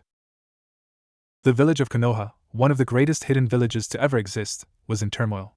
Destruction and death was reeking from the great village. Both villagers and ninjas alike were running in fear that the great demon, the Kyubi no Kitsune, was released. The very beast that their Yondaime gave his life to seal away. Naruto quickly ran towards the front gate. If he can exit the village in one piece, then he would be safe. No ninjas would dare to follow him into the openness. No one would expect him to just waltz out from the village using the front gate. He was pretty sure the walls were being watched. Naruto leaped off from another building, forgetting stealth and just quickly using his speed to leave the village. Naruto caught another chakra signal, wait, not one but a few chakra signals approaching quickly from behind. He decided not to fight but to escape as soon as possible. He saw a blur appear next to him before spearing him into a nearby building, sending him through several walls before landing on the grounds of an alleyway. He cursed his luck. He was about 300 yards away from the gate, and he was caught. Naruto looked up and saw the person who tackled him. Sasuke. Sasuke stood there, staring Naruto down. Get up, Naruto. He just tackled Naruto through a couple of walls. It couldn't have hurt him that much. Get out of my way, team, Naruto growled. Or I'll go through you. Naruto slowly got up, easily matching Sasuke's height. Several jounins appeared next to Naruto, surrounding him completely. The jounins cracked their knuckles, anticipating that a fight would come. You can't beat all of us, Naruto. Sasuke spoke up, making a clear point. Naruto looked around. Chances of escape were low, and he knew that. All those missions had given him the skill to analyze his environment carefully. That wasn't the only thing missions taught him. They also taught him survival skills. When plans don't work, which was 80% of the time, improvise and execute. Sasuke saw Naruto's hand twitched and quickly unsheathed the Kusanagi. He disappeared and reappeared next to Naruto's right side, trying to catch him off guard. Naruto quickly blocked with his kunai. Metal against metal, both sides struggling for dominate control. Naruto matched Sasuke's strength with his own, with both sides not giving up. The other jounins quickly jumped in, trying to lend support to Sasuke. Several jounins proceed to make some hand seals before performing their jutsus. Sasuke saw the humongous fire dragon coming towards him and quickly jumped out of the way. Naruto saw it coming as well and leaped up, only to be greeted by a drop heel kick from another jounin. Naruto knew he was surrounded. There was no way out. He kept dodging the series of punches and kicks from the jounins. While Naruto was busy dodging the jounins, he kept one eye trained on Sasuke, who was the most dangerous out of all of them. Sasuke continually went in and out with a series of punches, trying to throw off Naruto's rhythm. He couldn't keep this up much longer. Naruto found himself backed into a corner, with no chance of running. It's over for you now, Naruto. He saw Sasuke above him, coming straight down with the Kusanagi aiming for a vertical slash. Naruto gritted his teeth. There wasn't much to do, his options were limited to just a few now. Sasuke quickly came down on Naruto but was surprised when he saw Naruto blocked his attack. Sasuke's narrowed his eyes when he saw Naruto intercepting the attack with his own hands. Always so pathetic, Sasuke team. Naruto quick yanked the sword towards him and mustered all the strength he had left and punched Sasuke in the jaw, sending him to the ground. Sasuke went down hard, unable to get back up. Naruto smirked. That felt so good. He was pretty sure he had broken Sasuke's jaw. It didn't matter. It was payback, and this was a great feeling. The other jounins growled quietly, clearly expressing their anger. Naruto noticed their slow movements. You call yourself protectors of this village? You can't even take on one lousy guy. You are a disgrace to this village. He taunted them, buying himself some more time. Oh, we'll protect something, alright. We'll protect the village from the likes of you demon scum. The closest jounin spat out. They approached him slowly, which Naruto hated. If they ran at him all at once, he could have taken them all and won, but they were playing it safe. The slower they walked, the more they were alert to Naruto's actions. The group of jounins suddenly all ran towards him, with their weapons held out to kill. Naruto braced himself for the attack. If he could endure this attack, then he was free to counter. All he had to do was survive this attack. It was easier said than done when you're faced with a group of jounins. Naruto felt time slowing down, his heart rate beating faster and faster. He cursed himself for wasting too much chakra from his earlier escape. He felt the chakra usage taking a toll on his body. Is this the end? He repeated the question in his mind. No. His mind kept screaming the answer, forbidding himself from giving up. He can't give up. They would win if he gave up now. He saw his attackers slowly reaching him, weapons out and ready to kill. In a split second, everyone froze, unable to comprehend what happened. One moment, they were rushing towards the demon, and the next, their fellow comrade dropped dead on the floor. Naruto's eyes widened. He didn't do this. Someone else did. He saw a hint of silver before the man dropped dead. His mind quickly formulated a plan. Go ahead. Take another step. Naruto dared the men to step forward. His voice was cold, like a person who has nothing to lose but everything to gain. The men hesitated, unsure of what to do. It took just a second to see their hesitation, but it was just the opportunity that Naruto needed. He focused some chakra into his right hand, summoning his wind blade. It felt like second nature to summon it, but he still winced at the pain. He dashed forward, his hand aimed to kill. Within moments, he killed 3 and left 1 critically injured. He turned his head to the one that was still alive. Looks like I missed. He pointed his sword forward, aiming straight at the wound he inflicted upon the man. Pressing it lightly, the man squirmed against the pain. You probably think of me as a demon. Wait, no, you do think that I'm the QB, but after the events today, I would say that you guys are the ones who should be considered demons. Naruto dispelled the sword. The man looked like he didn't have much fight left in him. He leaned over to inspect the man. You look like a decent man. How would you like to bargain for your life? Naruto took a deep breath. He felt his body screaming in pain, yearning for a break. That bastard fox decided to cut off all connections with him at this critical time. Just great. The man whispered something, but Naruto couldn't make it out. He asked again. What's that? I can't hear you. The man took a deep breath, finding his voice to answer Naruto. I said my name is Taya Mishino. The man grunted, feeling the pain. Well, Taya-san, if you would kindly tell Tsunade and all her forces to back off, I will leave this village in peace. The man named Taya laughed. You leave this village in peace? Demons like you don't know the meaning of peace. He spat some blood in Naruto's face. Naruto wiped the blood off his face. Do a little nice thing. Naruto slowly lowered his hand. And this is what you get. Naruto forcefully hit the man's wounded area, causing Taya to groan in pain. Now, will you do it or not? Taya continued to laugh. Never. I might not live to see the day you die, but I know one thing. I'll see you in hell. The man took his last breath before passing out. Naruto sighed. Things weren't exactly turning out the way he wanted. He looked at the dead man. So prideful yet so stupid. They were like sheep being led around by a shepherd, not questioning why to do this or that. People are by nature manipulative and only work for themselves. This was a lesson that he learned the hard way. As Naruto slowly got up, he felt a great amount of pain erupt from his body. He saw blood coming out from chest. He turned around and saw Taya standing there, clutching his wound with one hand and the other one thrusting the kunai into his chest. Taya laughed. I told you I would see you in hell. Now burn, demon. Naruto gritted his teeth, trying to ignore the pain. He quickly pulled away from Taya and yanked the kunai out. He immediately shoved the kunai into Taya's throat, killing him instantly. Naruto collapsed on the ground, trying to form the hand seals for a medical jutsu. He chuckled to himself. It was ironic. He never thought there would be a day he would need to use it on himself. Damn the fox. As Naruto painfully finished the hand seal and began healing, he felt another presence in the alleyway. He scanned the area without interrupting his healing process. I know you're there. Show yourself. Naruto had to buy himself some more time. He needed to heal the wound in his right hand so at least he could have a fighting chance. Naruto Uzumaki, the mysterious voice quietly whispered into the area, echoing all around. Naruto looked around, trying to recognize the voice. He heard the sounds of a cloak flapping in the wind on his right. He was in for a shock when he recognized the symbols on that dark cloak. Akatsuki, Naruto growled. He moved his left hand over to his right hand, trying to heal it. He was in for another surprise when he recognized the face. Uchiha Itachi, the S-rank missing nin, stepped out from the shadows, with a stoic face on. Naruto cursed his luck. Of all the bloody people that it could have been, it had to be him. After the hell he just went through, there was no way he can walk away alive from an Akatsuki member. What do you want, Itachi? Itachi slowly formed a smirk on his face as he looked at the mess that lay before him. It looks like that the great Uzumaki is critically injured.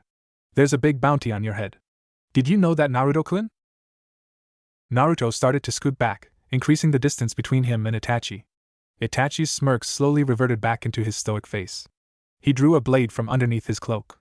Naruto stared at the man who was responsible for single-handedly wiping out the Uchiha clan in one night, Uchiha Itachi. Itachi approached the ex-captain slowly, showing the blade in its full glory. If you're here to kill me, Itachi, then wait in line.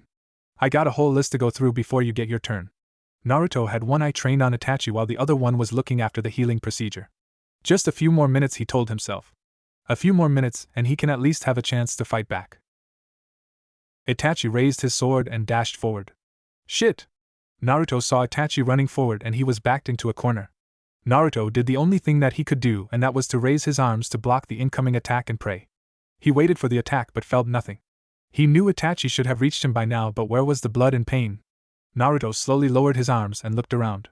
He saw Itachi standing in front of him, holding a sword soaked in blood. He checked his body.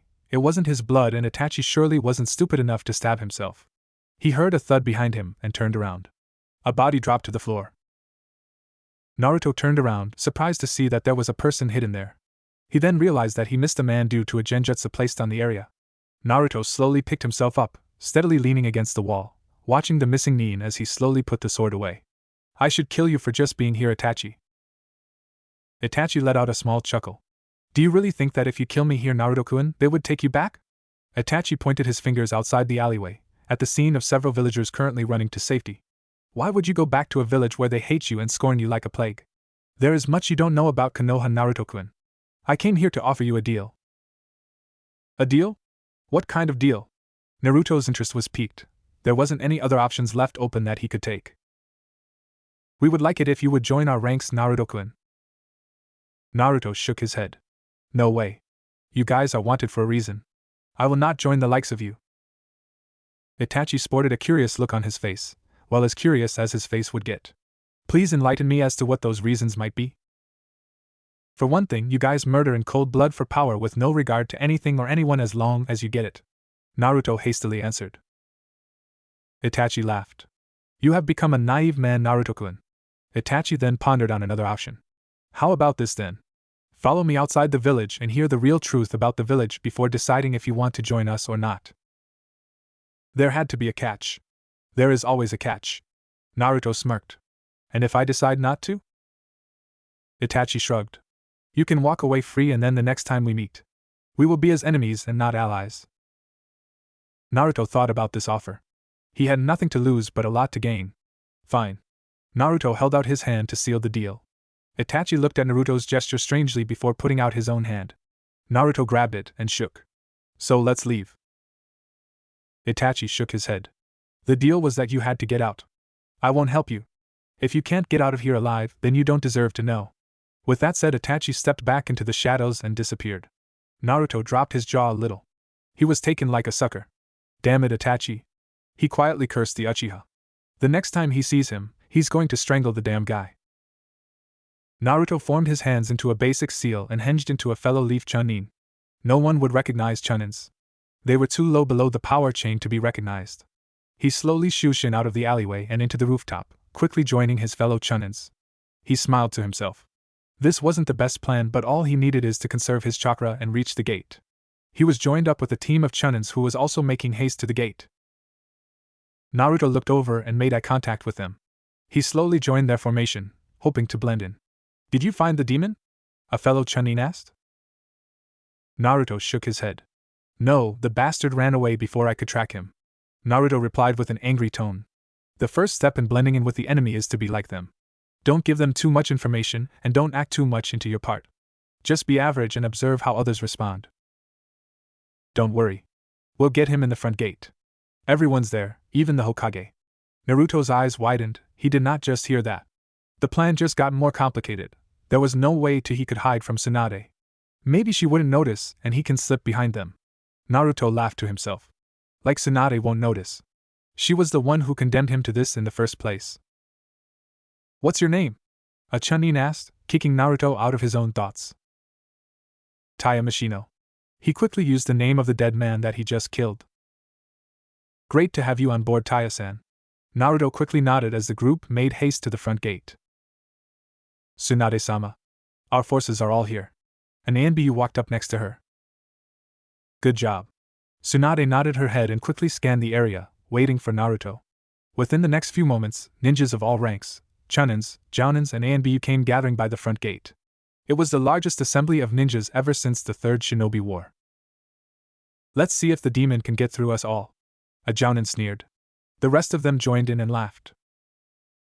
Danzo stepped forward and raised a hand, signaling everyone to be quiet. We will deploy the forces into two groups, the front assault, the ambush team. Danzo pointed to the location of where the ambush team should go hide and wait for his signal, while the front assault team will hold their positions. Tsunade shook her head, feeling her heart crumbling as she watched her power slip from her grasps. She then saw a group of Chunins quickly coming towards them. When they arrived, they greeted their Hokage. Greetings, Hokage-sama.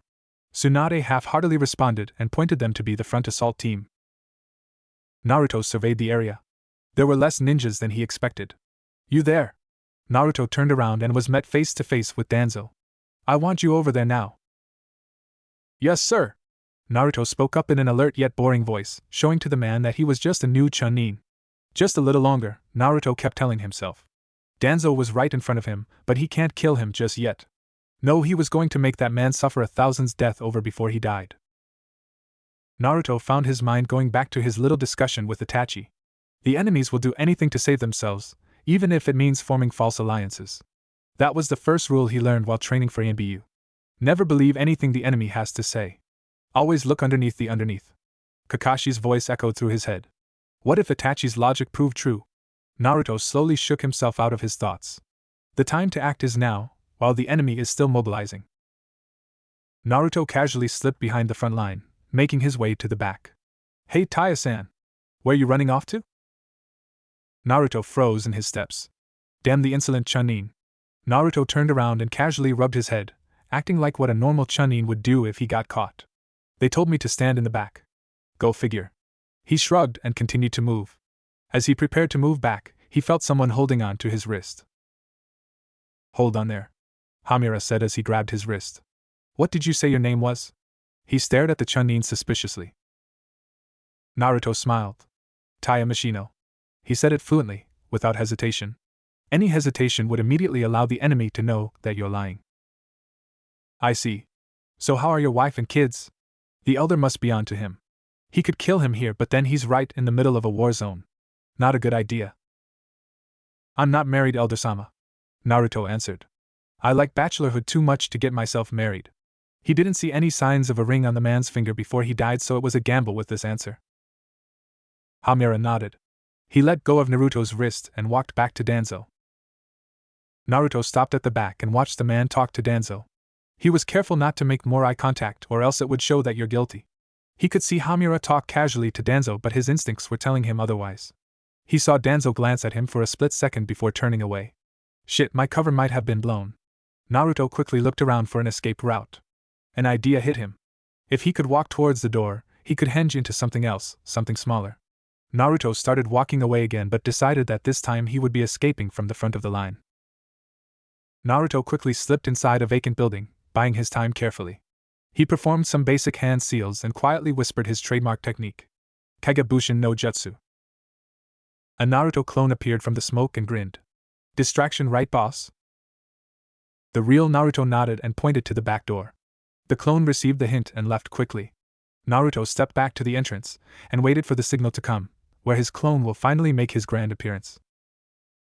Look, there's the demon! He heard some shouts coming from the outside, feeling the movements. He quickly shooshed in outside and joined the chase.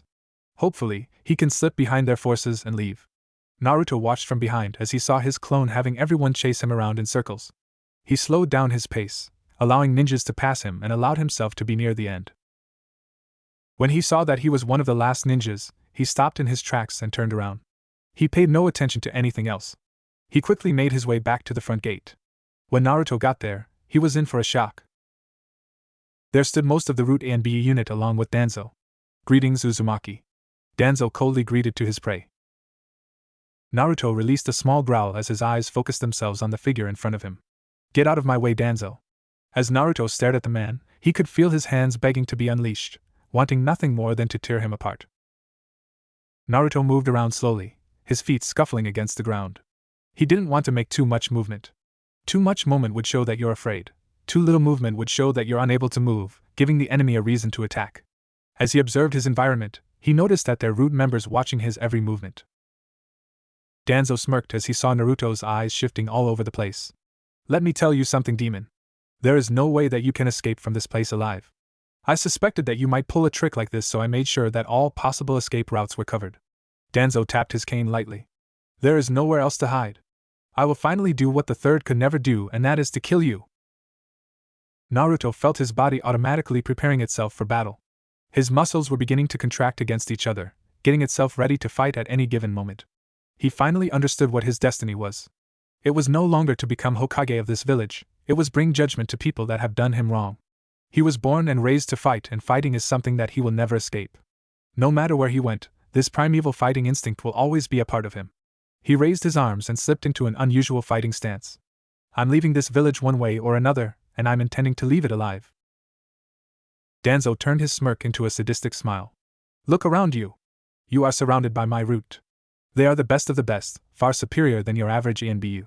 Without any given warning, every member of Root threw kunais and shurikens towards Naruto. The leader of Root stood there silently, paying close attention to the fight. After a few seconds, he saw the body scarred beyond recognition. He shook his head, disappointed at the ability demonstrated by the Kyuubi. The demon was truly something to be feared. It was rumored to be the strongest of the Bijus. A name truly worth to be among the legends. I thought the mighty Kyuubi no Kitsune would have put up a better fight than this. Even though the battle was over, Danzo still felt uneasy. This feels way too easy. Killing someone of his caliber should not have been this easy, but then again, the man in front of him was impaled by so many weapons, it was impossible for anyone to survive. It was a shame though. If the third had let him take the boy as he wanted, none of this would have happened. There were many issues surrounding Konoha he disagreed on, but there was no use trying to change the past. Instead of mourning over it, there is the future that one can take control of, and now, it would finally be his time to get what he deserved. I told you that I would be leaving this hellhole alive. Danzo stared at the bloody mess standing before him, his eyes shocked. No one could have survived that, but this man was still standing here and communicating with them. The weapons came from every direction, making it impossible for anyone to put up any sort of defense. The only way he could have survived this was if he knew the ultimate defense from the Hyuga. What the hell are you? He managed to stutter out. Naruto only smiled before disappearing into thin air, leaving the leader of Root even more shocked. I am the Silent Storm. Naruto's voice echoed all around. And I am your worst nightmare. Silence engulfed the area as everyone looked around for all possible hiding locations. Gah! A Root member managed to produce a sound before dropping dead. Pretty soon, the members of his prestigious Root began to drop like flies. Danzo started to panic as he watched helplessly as each of his men dropped one by one to the floor. This cannot be happening, Danzo frantically thought. He was supposed to have the advantage here. His plans could not have any flaws. There was no way he could have miscalculated this. He continued to watch in horror as his entire plan backfired in front of him. Flashes of yellow moved around his soldiers at a fast pace. Within minutes, most of his soldiers were lying on the floor dead. Damn you, demon! Danzo cursed as he continued searching for Naruto. You're probably wondering what's going to happen to you next. Don't worry, I will tell you. The Shinigami is coming. The voice echoed all around, making it impossible to track Naruto down. Why don't you plead for your pitiful life, Danzo? It is not my life that I should be worrying about, Danzo replied calmly. They will be coming back any moment now once they realize that the Naruto they're chasing is a Kagebushin. A kunai suddenly flew towards Danzo, lodging itself in his left shoulder. He winced from the pain, gritting his teeth to keep himself from screaming. He learned through experience that showing any kind of emotions to the enemy was a sign of weakness. It was something he cannot afford here. Then I guess I'd better finish this now. Naruto spoke again, his voice deprived of all emotion. Another kunai flew towards Danzo, but this time, it wasn't aimed towards his upper body. The kunai hit Danzo near the leg, severing the tendons on his right ankle. Danzo dropped to the ground, unable to support himself with one leg. Another kunai came flying towards Danzo, cutting the other tendon on his left ankle, leaving the fearless Root leader incapable of running away. Just kill me and get this over with already, the older man yelled. He already lost his arm and his right eye during the Second Shinobi War. He had lost his wife and child during the Kyuubi attack. There was nothing else in his life that he could lose at this point. No, I don't want you dead yet. Death would be the easy way out. I want you to suffer the pain you caused me. The pain that cannot be healed. Naruto appeared in front of Danzo, finally meeting the man face to face. I told you that I would make you regret. Naruto shoved the kunai in a little further, causing Danzo muffle his cry of agony. Danzo was breathing heavily, barely enduring the pain.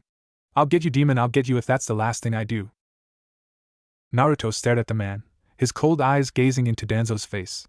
I highly doubt that, but for showing me the reality of who I am going to show you an original technique as my going away present.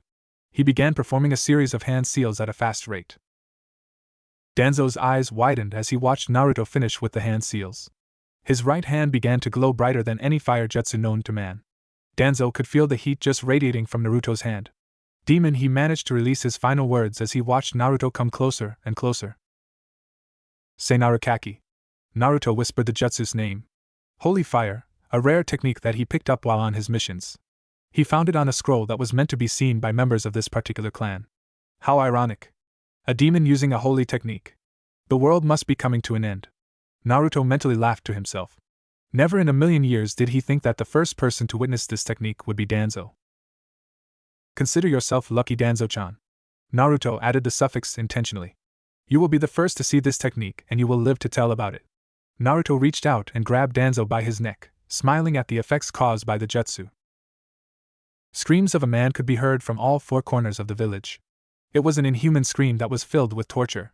If anyone witnessed what truly happened there, they would have been plagued with nightmares for a lifetime.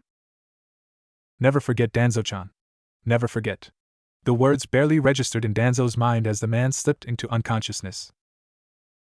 Did you hear that scream, Hokage-sama? It sounded almost inhuman. A Chunin called out. He shuddered at the scream. It sounded so brutal. Tsunade stopped in her tracks, trying to decipher what she just heard. Then it hit her. She quickly turned around and saw the Naruto that they were chasing disappeared into thin air. Quickly, everyone turn around now! Tsunade yelled. She concentrated some more chakra on her feet before taking off in the opposite direction, leaving everyone behind. As she leaped between buildings, she had a faint idea of what happened back there. Some fool probably got into a fight with Naruto, and he was probably dead, judging from that scream. When Tsunade got back to the front gate, the sight before her made her stomach twist and turn. The stench of blood was so strong that it was overwhelming. If she wasn't a former field medic, she would have vomited from the things she saw in front of him. There were so many ninjas were lying on the ground lifeless. Her eyes immediately took her further down the road, where she instantly recognized the lone figure lying in the middle of the road. Danzo. Tsunade quickly approached the man, noticing that his body was shaking uncontrollably. She shook her head as she turned his body over. As much as she hated this man, she cannot bring herself to let him die. Before all else, she was a medic, and a medic's first rule is to always heal people before asking them questions. While a patient is in the hospital, enemy and ally alike are treated the same way. A hospital is meant for treating the wounded, where people can make amends, not create war. She was relieved when she found a pulse still beating from within the man. Her eyes trailed down his battle-worn body, noticing the huge burn scar by his neck. Dear Lord, she muttered to herself. Who could have done such a thing? She examined his neck. Those burns were serious, and it will definitively serve as reminder for the rest of his life. Hokage-sama. Come take a look at this. Tsunade turned her attention to the person calling her. She walked over to the fallen ninja. May his soul rest in peace. She lowered her head, giving herself a moment of silence to pay her respects to the fallen. These wounds, Hokage-sama. They were all done to the throat. Poor guys, they were probably dead before they even knew it. Very precise work too. Tsunade took a closer look at the ninja's fatal wound. The person who inflicted the wounds obviously had skill. She looked around at the other ninjas, noticing a pattern here. All the people that died here were root members, and Danzo himself was lying here as well. She looked towards the unconscious man. Not even you deserve this. She started walking away, thinking back to the damage done by this single person. She now knew who could have possibly done this, and it was too painful to admit it. There was only one man who could have caused this much chaos, one man who had the power to become the next Hokage, but fate intervened and denied him that right. Naruto Uzumaki, what have you done? Hokage-sama. We spotted the demon up ahead and will proceed to give chase. An ANBU appeared beside her, waiting for her orders. Tsunade shook her head. Cancel that order. This wasn't a favorable situation for them. If word got out that one of Konoha's own ninja crippled the village, it would hurt their reputation as well as inviting other villages to attack them in their already weakened state. Have everyone regroup. Bring everyone that you could find to the hospital. If they are still breathing, I want them there now. Tsunade barked out, trying to salvage whatever hope was left. Naruto paced the front gate, stopping to acknowledge the beauty and history behind it. He remembered this gate well. This was where he received his first beating as a child from some drunken villagers. He took a deep breath as he walked outside. He felt his chest being lighter somehow, as if a huge weight has been lifted. It was no longer his home, no longer his prison that tortured him on days out. It was just a memory now. The next time I'm back Konoha, it's going to be a bang. Naruto held out his palms, forming a Rasengan on each one.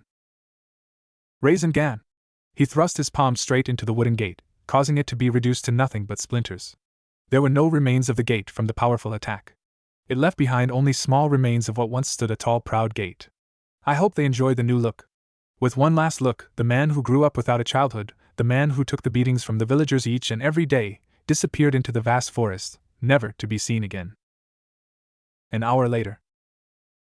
Naruto traveled fast on his feet, hoping to create enough distance between him and the village. They would definitely be sending hunter Neans after him as soon as they become organized. He knew what their mission was and he wasn't going to be around for them to finish the job. Just when Naruto jumped from one tree to the next, he noticed something odd. He felt like he was going in circles. There was no doubt about it. He could feel something different, but he couldn't ignore this fake feeling. He landed near a bush, determined to perform a more thorough check, but when he put his hand near the bush, his hand went through the bush, indicating that he was caught in a genjutsu. Naruto frowned. Just when was I trapped in this genjutsu? I didn't even detect one. He recalled one of his earliest lessons from Ero Sennin. The easiest way of breaking out of a genjutsu is to overload and disrupt the chakra flow. The Sannin's voice echoed through his head. He closed his eyes and began the process. Within minutes, huge amounts of chakra exploded from him at uneven intervals. When Naruto opened his eyes, his surroundings was completely different than before. His senses went on high alert when he felt another presence coming from behind him. "I'm glad to see that you are still in one piece." Itachi spoke up, stepping out from the trees, his cloak flapping quietly from the breeze. "You're late." Naruto glared at the man. "There were some issues that I had to resolve before leaving the village." "You could have left him for another time," Itachi pointed out. Naruto narrowed his eyes, wondering how he could have known what happened. His eyes widened slightly when he realized that Itachi never actually left the village. He stayed behind to monitor his activities from the sides. "You don't trust me?" Itachi shrugged, knowing that Naruto had already figured it out. "Think of it as a safety measure." Naruto sighed. Talking to this guy was like talking to Guy. Both of them were as strong as they were queer. The only time they were normal was when the situation required it to be. "I'm here about that deal, Itachi," Naruto stated. "Of course, follow me." Itachi turned around and walked deeper into the woods without mentioning another word. Naruto stared at the missing Nin, wondering why he was being so cooperative. "Are you coming? We can talk about it in a more secure location," Itachi called from over his shoulders. Naruto watched Itachi's retreating figure before following him, his eyes constantly searching the area for any kind of trap. "Sit," the Uchiha ordered. Naruto looked around, taking his time to inspect the camp. He checked for any sort of traps and hidden weapons. It wasn't because he didn't trust Itachi, it was from his earlier experiences that told him not to put all your trust into one person. "Make yourself comfortable, Naruto-kun," Itachi spoke up, interrupting Naruto's thoughts. "Enough of the small talk, Itachi," Naruto interrupted. He was here for one reason, and one reason only. To find out what Itachi knew. "I want that information. I held up my end of the bargain. Now it's time to tell me what you know." "I see subtlety isn't one of your strong points," Itachi commented. "Did you seriously believe that by serving the council, they would respect you? You live in that dream world where you actually thought respect comes from the things that you done. It's time to wake up. You will always be the Kyuubi no Kitsune to them. Uzumaki Naruto never existed." Naruto growled. "Tell me something that I don't already know. Get to your point." Itachi glared. "Tell me. How corrupted do you think the village is?" Naruto shrugged. "At this point, I don't really care how corrupted in their filth they are. They could kill each in broad daylight and I wouldn't give a damn. It would save me the hassle of doing it myself." Itachi frowned. "Humor me. If you didn't hate them, just tell me how corrupted it is." Naruto shrugged, not really caring. "Fine. Maybe there's some corruption in power," he sarcastically answered. Itachi raised an eyebrow, nodding at his response. "You are only half right." He raised his finger. "Now my next question to you is, why do they want you dead?" "I'm the bloody freaking Kyuubi. I think that says enough," Naruto coldly answered. His patience was running thin because Itachi was asking questions that served no relevance to his cause. Itachi nodded, approving of his answer. "When the council couldn't turn you into a weapon, you became a liability for them. You became a danger to everything they stand for. They detested your existence. They were afraid of you, afraid of whom you are, afraid of what you are. When they couldn't turn you into their weapon, they had to terminate you. They couldn't let a loose cannon wander around." "Why don't you tell me something that I don't already know? If this is all to your secret, Itachi, then I'm leaving." "Do you remember the Uchiha massacre?" Itachi quietly replied. This was a topic that he hasn't shared an outsider before, but it was finally time to pass on the story. Naruto quickly turned his attention towards Itachi, giving him an intense murderous glare. "I'll take it as a yes." Itachi sat there, unfazed by the glare. He wasn't surprised with the look he received. With his little brother back in the village, Sasuke was a living, breathing reminder of the horrid events that took place that night. It was because of what you did that Sasuke turned out like this. Naruto erupted from his seat, his hand found its way onto Itachi's throat. Naruto slammed Itachi into a tree, his eyes beginning to change from blue to a bright red. Killing intent started flowing out from Naruto like a faucet. Itachi struggled against Naruto's grip as he stared into his eyes. It was almost as if Naruto was staring into his soul, just waiting for him to die so he can devour it. It was you, Naruto coldly whispered. That set forth the chain of events that forever changed Konoha. Itachi felt the pressure around his throat increasing. He figured Naruto would do something rational, but he never expected him to be like this. He was caught completely off guard by the attack. He did the only thing that could have calmed anyone down. Bring out the evidence. He reached behind his back and took out a scroll. Read it, and then you will understand. Naruto grabbed the scroll away from Itachi and opened it with his left hand, not releasing the Uchiha. He recognized the scroll. It was a personal scroll from the files of Sarutobi, the former third Hokage. As Naruto skimmed through the scroll, his eyes widened as he went from top to bottom. He couldn't believe the material that was written on it. It had to be all lies, it has to be. He found his hand shaking. No, his entire body was shaking from the news. He dropped both Itachi and the scroll before falling to his knees. Itachi massaged his throat, feeling glad to be free from the man's grip. Do you understand now? We, the mighty Uchiha clan, was one of the most corrupted clans to have ever lived in Konoha. Bribery, assassination, anything you can name, we did it. We were the backbone of the Konoha police force. Who would dare to stand against us? We had the power to conquer Konoha if we so desired it. They were your family. Naruto, still shaken up. It went against everything that he was taught, everything that he knew. There was no way the Sandaime could have given the order to execute of the entire Uchiha clan. The kind old man who gave his life to protect the village and everyone in it. Naruto closed his eyes, trying to calm himself down. Why would he order something like this? He cared for everyone in this village like his own family. The Sandaime realized that a number of clans were being corrupted from within Konoha. If a plant developed a bad root, you would cut it off before it spreads, to keep the plant normal. In this case, I did exactly the same thing. Do you feel no remorse from your actions? Naruto quietly asked. He didn't even look at Itachi.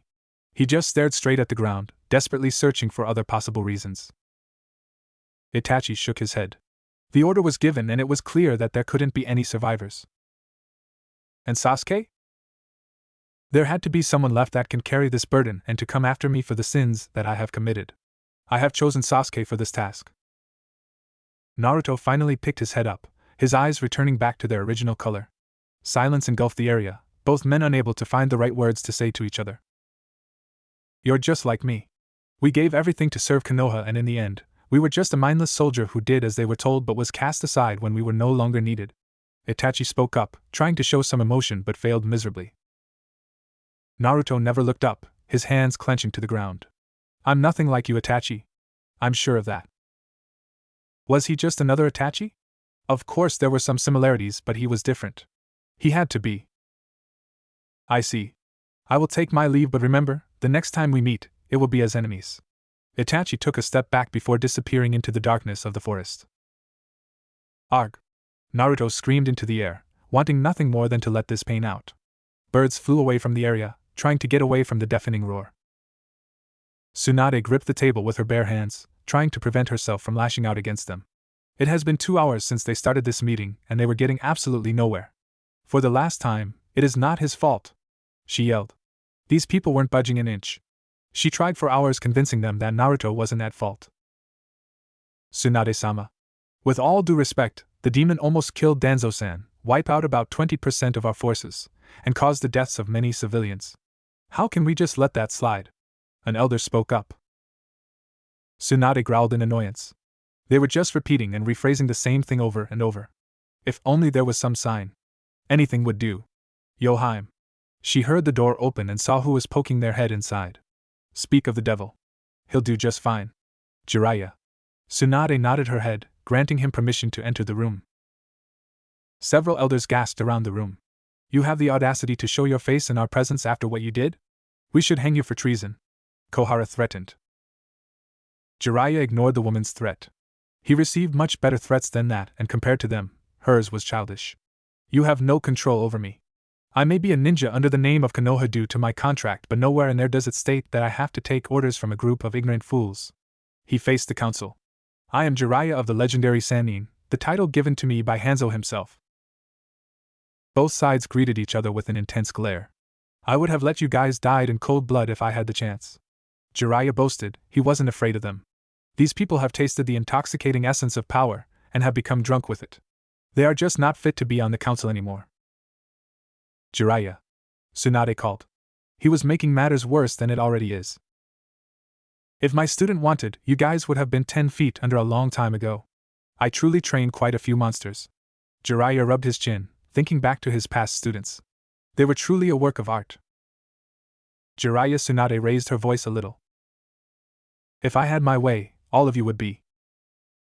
Jiraiya Tsunade shouted, slamming her hands on the table. Yes? Jiraiya looked at her in surprise.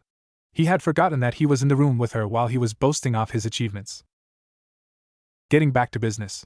She cleared her throat. Something had to be done here. The balance of power has already shifted. If she doesn't act fast enough, the council will grow more powerful than the Hokage itself. We have decided to put Uzumaki into the bingo books, Hamura stated. He is too dangerous to be left free. Fine, rank A missing Nin? She pulled out some paperwork, getting ready to write down the initial details. Rank SS, Hayashi's voice spoke up. Both Jiraiya and Tsunade looked up, wondering if they heard the news right. Rank SS? Tsunade stuttered. Are you insane? Hayashi stood up, knowing that it was his turn to explain the decision. He is classified as both a Kage-level ninja and he also has the Kyubi in him, the strongest of all demons. He deserves the rank of SS. He is better to us dead than alive. Other people started to join in, supporting Hayashi of his idea. No, Tsunade calmly said. I refuse to do it. Jiraiya started applauding slowly. I am the Hokage of this village, and I do not see him as a threat. You have elected me as Hokage, to serve and protect this village, and I will continue to do it until the day I die. She finished her speech by folding her arms, glaring at each member. Jiraiya, throughout the speech, stood up and was clapping loudly. I don't think you understand the situation, Tsunade-sama. We are in a time of crisis, which means that your power and our power are one and the same. During this time, we will vote and decide on important issues that concerns itself with the village. Koharu spoke up this time. All in favor of the decision. Please stand up.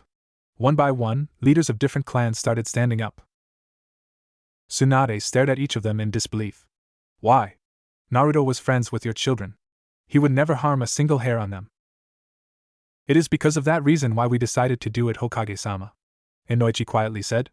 We have children that we want to protect, the children that we want to see succeed us. They are our future, and we must protect it for their sake. Before Tsunade could open her mouth, Inoichi is right. We're sorry, Tsunade-sama, but it is only for the best. Shikaku spoke up, interrupting her. Tsunade felt her anger just about to burst. These people are insufferable. Stubborn old fools were too afraid to let go of the old way. She slammed her fist down at the table, causing it to crack a little. Fine. Do what you want with his ranking, but know this. I will not be held responsible for whatever ninjas you send after him. With that last statement, Tsunade walked out of the room, leaving them to think it over. Naruto, for the second time today, started to feel tears dripping down his face. He sniffled. I will never be manipulated again. From this day forward, the world and everything else in it is dead to me. He got up slowly, taking deep breaths. From this day forward, I will never be a Konoha ninja again. He summoned his blade of wind, scratching out the leaf symbol on his Hittite. May Kami-sama have mercy on the souls of those Konoha ninjas. He tied the Hittite on his arm. Because they will be as good as dead. He slowly walked away, disappearing into the forest. What am I going to do, Jiraiya? I just marked Naruto for death. Rank SS? That's just like saying, kill me now. Tsunade buried her head under her arms, feeling her heart breaking. I trained that Gakiheim. Don't worry. If anyone could survive this, it's that kid. Like you keep your eye on those hot springs, I bet. Tsunade muttered under her breath. Jiraiya laughed.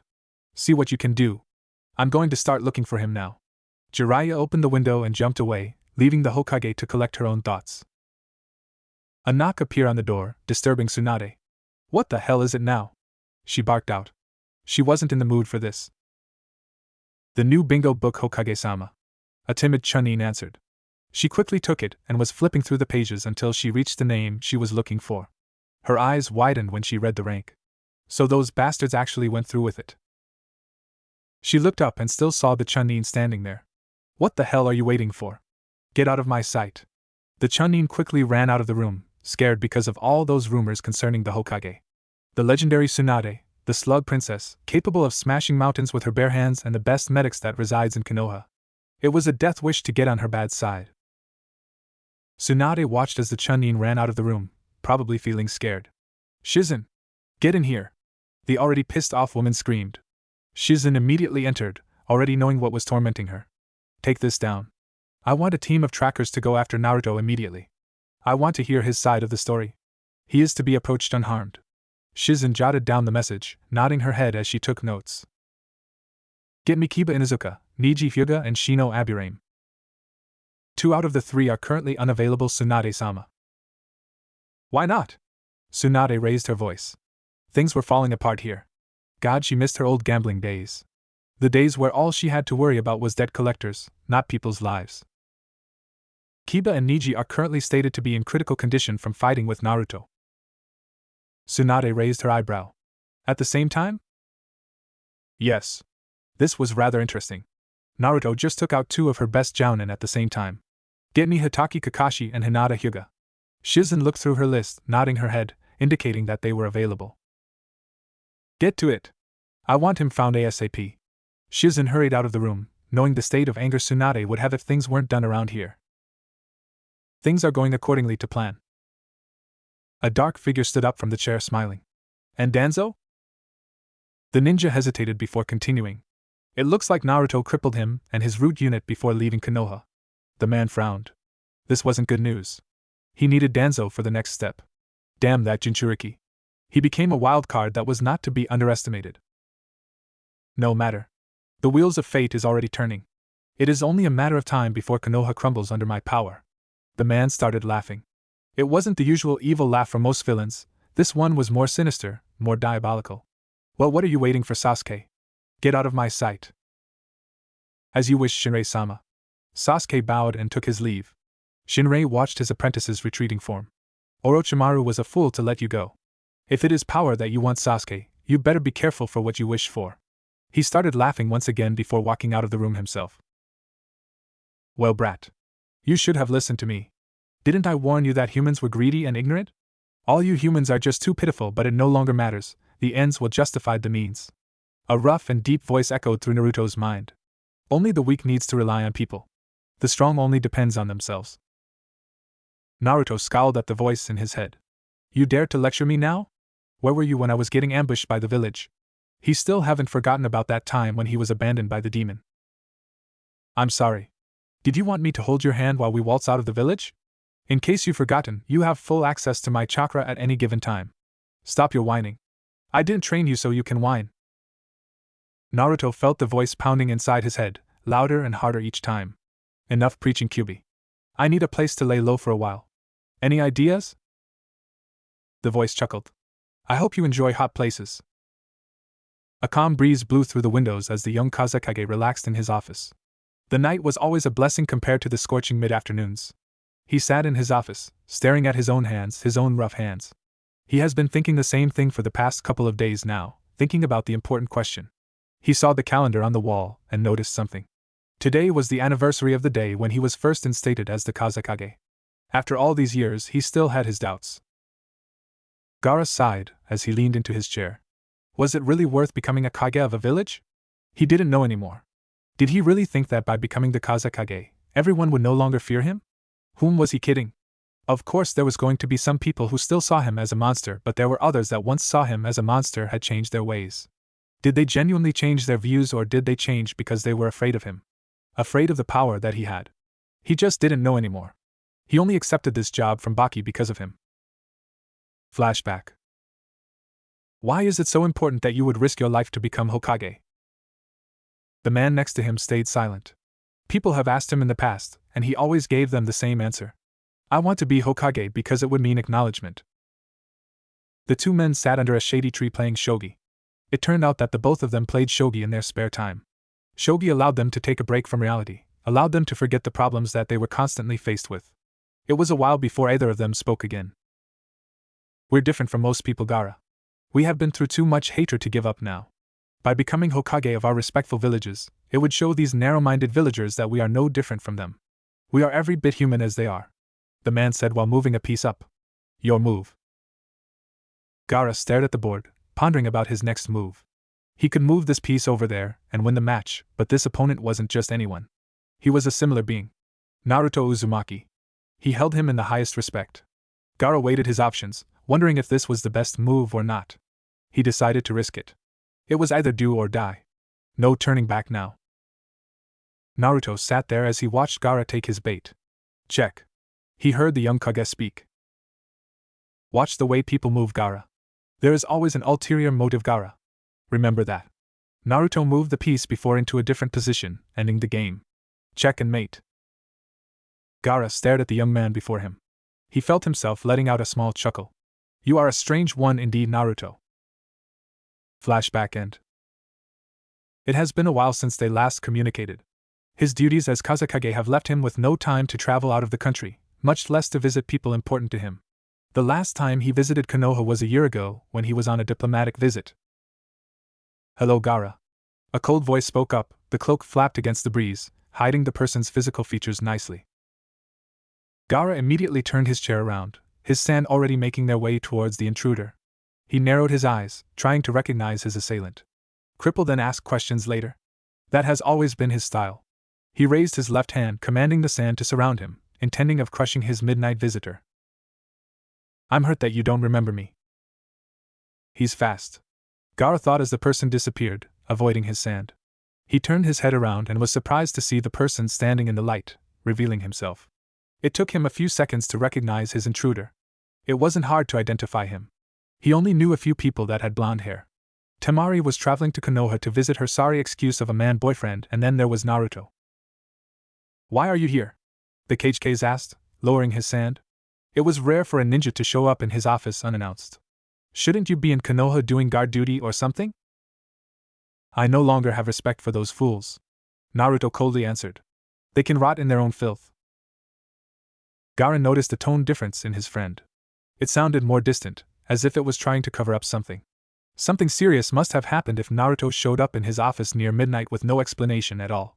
Gaara also took note that Naruto's facial expression was different. His face no longer showed emotion except when the subject of Konoha was brought up. Anger and hatred could be seen from his eyes clearly for a split second before disappearing. He could only venture a guess about what happened. You have to tell me something, Naruto. I don't have to tell you anything, Naruto replied, snapping at Gaara. Realizing what he did, he apologized. Sorry. I'm just exhausted. He closed his eyes and massaged his temples. It has been a hectic week, running non-stop from Konoha all the way here. I just need a place to stay for one night. Gaara reluctantly gave in. It was unethical for a Kage to house a missing nin, but this was his friend.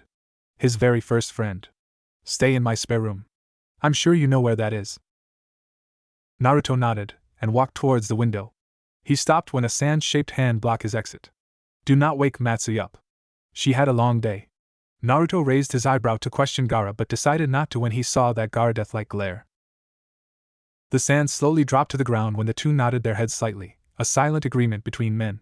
Naruto disappeared in the night, leaving Gaara to follow behind. Next morning, Gaara stood outside the door, wondering if it was wise to knock or to just open. If he decided to just open the door, he might see something he didn't want to see, whereas if he knocked and awakened Naruto, he would probably end up with a Rasengan to the face. It was already 10 in the morning and Matsui would probably kill him for making a mess in the house. Naruto. I'm coming in, Gaara said out loud. He figured he would give the blonde a warning before he entered. He leaned against the door, trying to see if there was any movement going inside. Surprisingly, he heard nothing. Taking his chances, he slowly opened the door. He expected the blonde to be snoring or lying unconsciously on the bed. Given his appearance from last night, he half expected him to be knocked out for at least 2 days. Naruto? No answer. Gaara looked around the room. It was still clean, if as there was no sign of a person ever living here. Naruto. Are you in here? He asked once more. He looked around in the room, noting that the bed has not been touched, but there was something by the table. By closer examination, There was a note left behind that was intended for him. Gaara, staying here would cause your village trouble. We can't have a missing nin cause trouble for you now. I'll deal with these problems myself. Gaara stared hard at the piece of paper, reading it over twice. That fool! He cursed out loud. Why must he always play the hero that takes on everyone else's problem? That was one thing he'll never understand about him. Why couldn't he just care about himself before others? Was that just too hard to understand? Is something the matter, Gaara-kun? Matsui appeared at the door, looking worried. It was unlike Gaara to just curse without reason. Nothing, Matsui. Nothing at all. Gaara replied as he crumpled up the paper. If looks could burn, that paper would have been in hell by now. 2 weeks later. The doors opened in a hurry, revealing an anxious Kankuro. Gaara. I think you should take a look at this. He waved a small booklet in his hands. Gaara continued to do his paperwork, ignoring his brother's presence. This had to be out by today, and he'll be damned if he was late to dinner again. Not now. Get out. But I seriously think you should. Kankuro protested. Gaara looked up and glared at him. Fine. Have it your way. Kankuro threw the booklet at his younger brother, knowing that without Temari or Matsui here, Gaara wouldn't listen to anyone. He was so focused on his job that he sometimes forget to eat lunch. Gaara removed the booklet from his face and looked at it. The new bingo book? He looked at Kankuro, waiting for him to further explain. Are you hinting that I should quit my day job and make a career hunting these people? Kankuro rolled his eyes and shook his head. Turned to the last page. Gaara flipped to the last page, his eyes widened from surprise. What the hell is this? This has got to be a mistake. Is this some kind of joke? He threw the booklet down, anger written across his face. On the last page, it was a face that they were all too familiarized with. Naruto Uzumaki known affiliates the Silent Storm rank SS missing nin to be killed on sight. Personal info. Extremely dangerous and should not approach alone. Wanted for the murder and endangerment of Konoha residents. What the hell is this trash? Gaara angrily shouted, demanding an answer. The sand started gathering around Gaara, responding to their owner's intentions.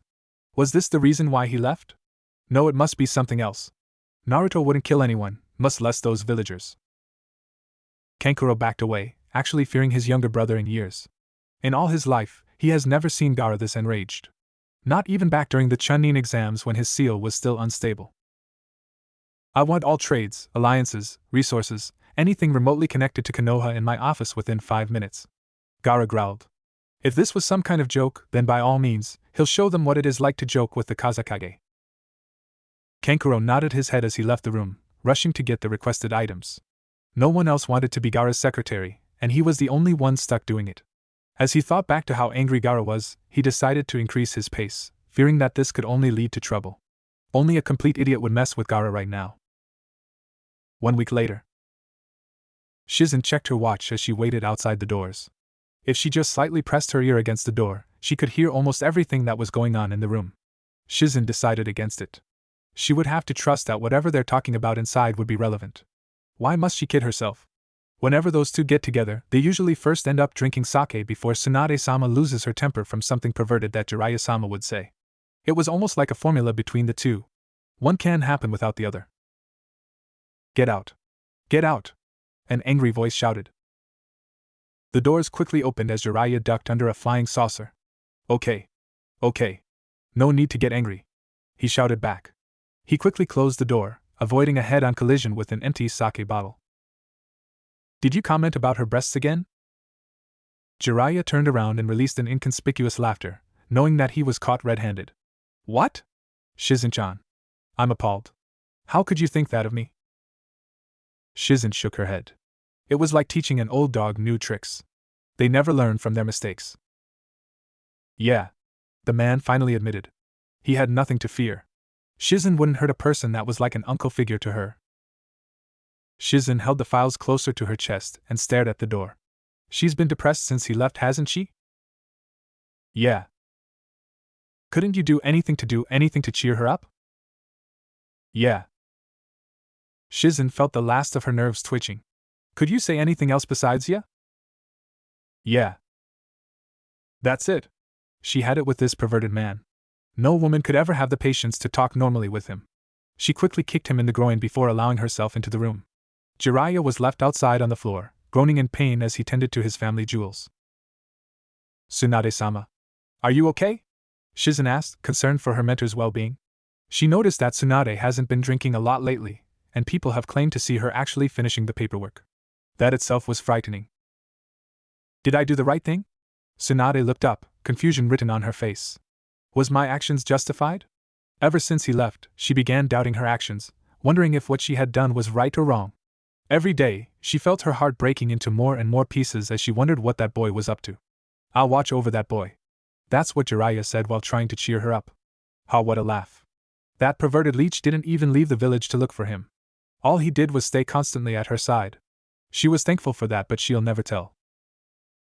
I don't think you're a terrible person, Tsunade-sama. I believe that you did it for the village. You saved his life by granting him his freedom. Shizen replied.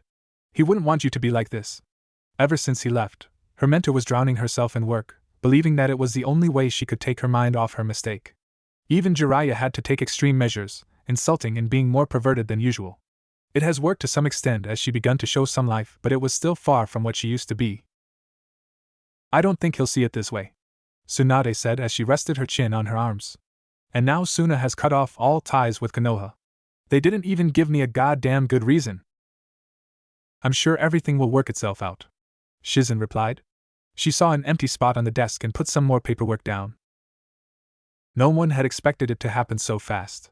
Suna sent a messenger bird with a letter personally addressed to the Hokage stating that they were removing all ties with Konoha, ending their alliance, and threatened that if they find any Konohanin in the village, they are to be executed immediately.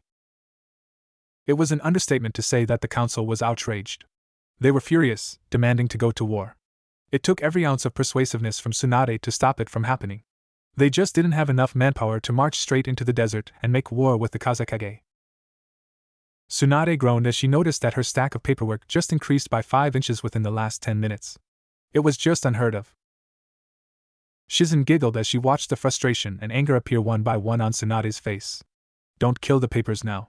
There are some important documents in there. Screw this. Tsunade took one look at the paperwork and made a face. She got up and stretched her arms, feeling her body coming alive. It's too nice of a day to be spent cooped up in this stuffy office. She made her way towards the door and motioned for Shizen to accompany her. Shizen gladly accepted the invitation. It was really a nice day, and maybe it was a new day for a new beginning. As months passed, the village began to recuperate, rebuilding itself from the damage. Villagers were once again happy, knowing that their children were safe. The entire military division of Konoha began to reevaluate their standards, making sure that nothing like this would happen again.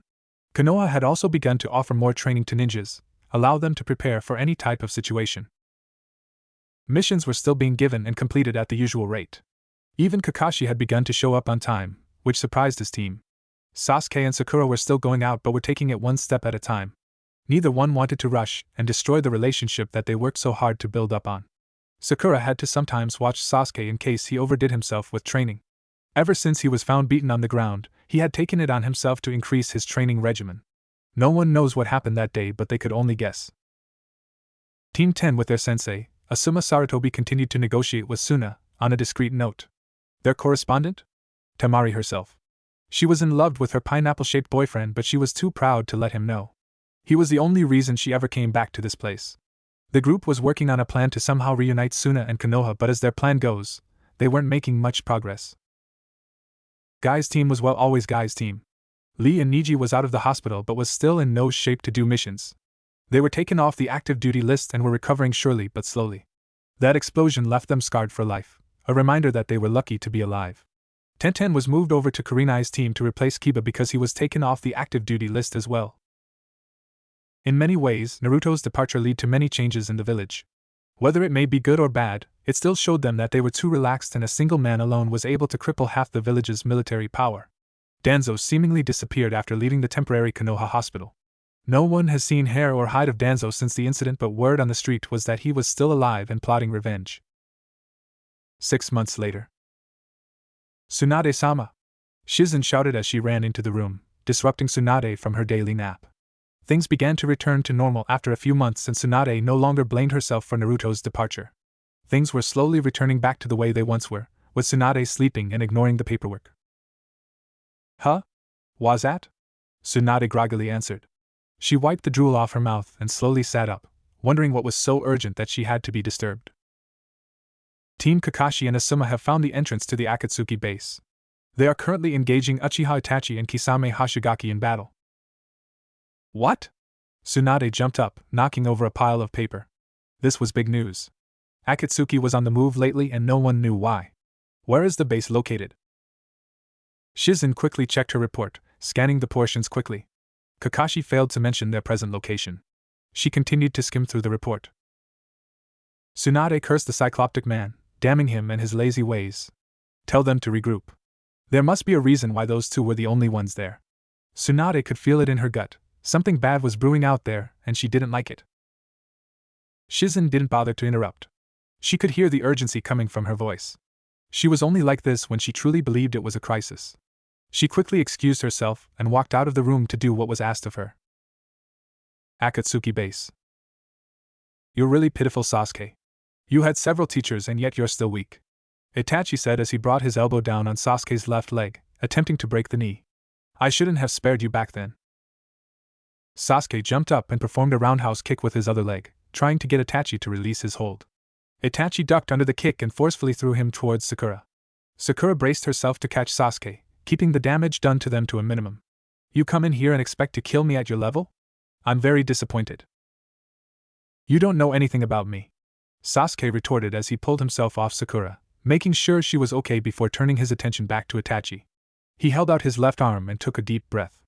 Chidori, he shouted out while rushing forward, the sounds of chirping echoed throughout the cave. Die, Itachi! Sasuke yelled out. He ran straight to Itachi, feeling that today was the day that he can finally have his revenge. Itachi stood there, unfazed by the murderous intent produced by Sasuke. He merely responded by raising his finger, pointing it at Sasuke. Sasuke-kun. Wait! Sakura saw the tiny movement by Itachi and jumped in, realizing that Itachi was planning something. Sakura, no! Kakashi shouted. From the corner of his eye, he could see Sakura ignoring his warning. The copy ninja was currently preoccupied with Kisame, as a stand-in replacement for Shikamaru, who was the first to be targeted by the missing nin. With Kisame. That tickled but fun time is over. Get off me. Kisame laughed at the pathetic attempt made by the Konoha nin. There was no way a weakling like that could stop him. They have been fighting for 20 minutes now, and he was having too much fun to kill them. The Akatsuki member proceeded to remove the man, but to his surprise, he found himself struggling to move his own body. What the hell? It takes two to do teamwork. Not one. Shikamaru stepped into Kisame's range of vision, his hands by his side. He would allow the missing nin to witness the technique that was going to be his downfall. Kisame's eyes widened, surprised to see him still standing. I thought I killed you. Nope. You just missed my vitals. Shikamaru wiped the blood off from the near-fatal wound, allowing Kisame to see it for himself. With Chuji's strength combined with my cage main, the unstoppable becomes stoppable. Kisame gritted his teeth. He didn't like this. He struggled to move his Samahata forward, pushing against the shadows with all his might. Shikamaru grunted as he tried his best to stop the man from moving. Do it now! He couldn't hold it long. Maybe 20 seconds more before he collapses from exhaustion. Kakashi took the hint and jumped over Shikamaru, his hands going through a set of seals at a fast pace. Kakashi gripped his right hand, feeling the flow of chakra going through it. He ran over towards Kisame, with his right arm resembling the Chidori. Kisame saw the attack coming and made an attempt to raise his hand, having the Samahata in front of him to block the attack. Not this time. I've been waiting a long time for this day. From the corner of Kisame's eye, he could see Asuma appearing in front of him. With a quick slash from the man, Kisame cried out in pain as he watched the man sever his right hand off, leaving himself defenseless against the attack. Asuma took a puff of smoke, holding on to his trench knives tightly. He stood there waiting for Kakashi to finish it. Raikiri! Kakashi shouted, extending his arm forward, hitting Kisame above the heart. Shikamaru gasped for air as he fell to the ground, feeling drained. Ino hurried to his side, quickly starting treatment for his wounds. Why didn't you just let me heal you before? Her hands were already starting the healing jutsu, feeling glad that all those long hours spent training with Tsunade-sama was finally paying off. Shikamaru let out a soft chuckle. It was just part of the plan. He felt body reaching out for him, asking for a rest. He couldn't keep his eyes open any longer and soon passed out from exhaustion. Ino sat there, concentrating on healing his wound, but inside her mind, she was proud of him for holding on this long. Kisame was a man who was known to have a high pain tolerance, but today he discovered a completely new meaning to pain. The wounds he received at the hands of these insects were intolerable. First, he lost his dominant right hand and he was barely alive. Damn these insects to hell! He ignored the pain and delivered a hard left elbow to the back of Chuji's, rendering him unconscious. With fluid motion, he took a step forward and caught Kakashi by the throat, gripping it tightly. "I'll take your death as payment for my hand," Kisame snarled. He had underestimated his opponents, and it has cost him big time. He had to get them now before it was too late. Kakashi struggled a bit against Kisame, smirking before he disappeared in a puff of smoke, revealing a log in Kisame's procession. Kisame was caught off guard by the kawarimi that he failed to notice Asuma appearing right behind the long, his hands on the dragon's seal. Katan, Heiza Kisho, he blew out a lingering cloud of smoke in front of Kisame, trapping him within the cloud. Arg! Kisame took several steps, trying to escape from the scorching smoke. He ignored the pain in his arms, trying to get the smoke out of his face. His cloak was already torn to pieces from the earlier assault. His mind finally registered that the entire fight, from beginning to end, was just a setup for this moment. Asuma, with every ounce of chakra left in him, extended his wind element on his weapon before slicing Kisame in half, ultimately ending his life and ninja career. Asuma walked up to Kakashi, who was barely standing from fighting the S-rank ninja. It took the four of them to bring down this beast. He wondered if they had enough left over to fight Itachi. And then there was two. Kakashi lazily answered as he collapsed in his friend's arm. With Itachi. Sasuke had a satisfied look on his face when he found his arm piercing through Itachi's heart, smirking as he watched Itachi cough out blood, but his expression turned to shock when the Itachi in front of him disappeared into birds. "This is how you do it, little brother." Sasuke turned around, surprised to see Itachi racing up to him with a Chidori. How the hell did he put me in a genjutsu? Sasuke shook off that thought, immediately preparing the required hand seals for another Chidori. "Bring it, Itachi." He ran towards Itachi, both Uchihas arching their arm back, gaining momentum. "Chidori!" Both of them cried out. The light was intensified as Chidori met Chidori head-on, each one struggling for dominance. Ugh! This has to be a joke. Our levels cannot be this goddamn far apart. Sasuke struggled to keep Itachi at bay, making sure he wasn't gaining any leverage. He felt his legs giving out as Itachi continued to push, hands locked in combat.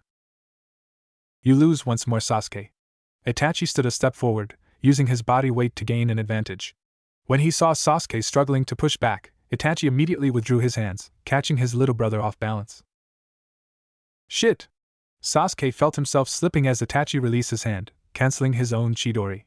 Sasuke tilted his head up, to see Itachi smirking down on him. "It can't end this way." Itachi quickly rammed his knee against Sasuke's jaw, sending the boy backwards. He saw the perfect moment, and struck his arm out, the black-colored Chidori aimed straight for the heart. "The Shinigami will not be claiming Sasuke-kun's soul today, Itachi." Sasuke turned his head slightly to see Sakura standing there, his eyes detecting chakra gathering in her fist. "Take this."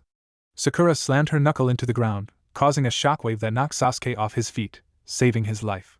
Itachi had a look of surprise on his face when he saw Sasuke drop to the ground in front of him, just missing his attack. Sasuke saw his window of opportunity and took this chance to counter. He regained his balance on his feet and landed an uppercut on Itachi. The elder Uchiha took a few steps back, caught off guard from the sudden attack. Itachi wiped the blood off his mouth and smirked.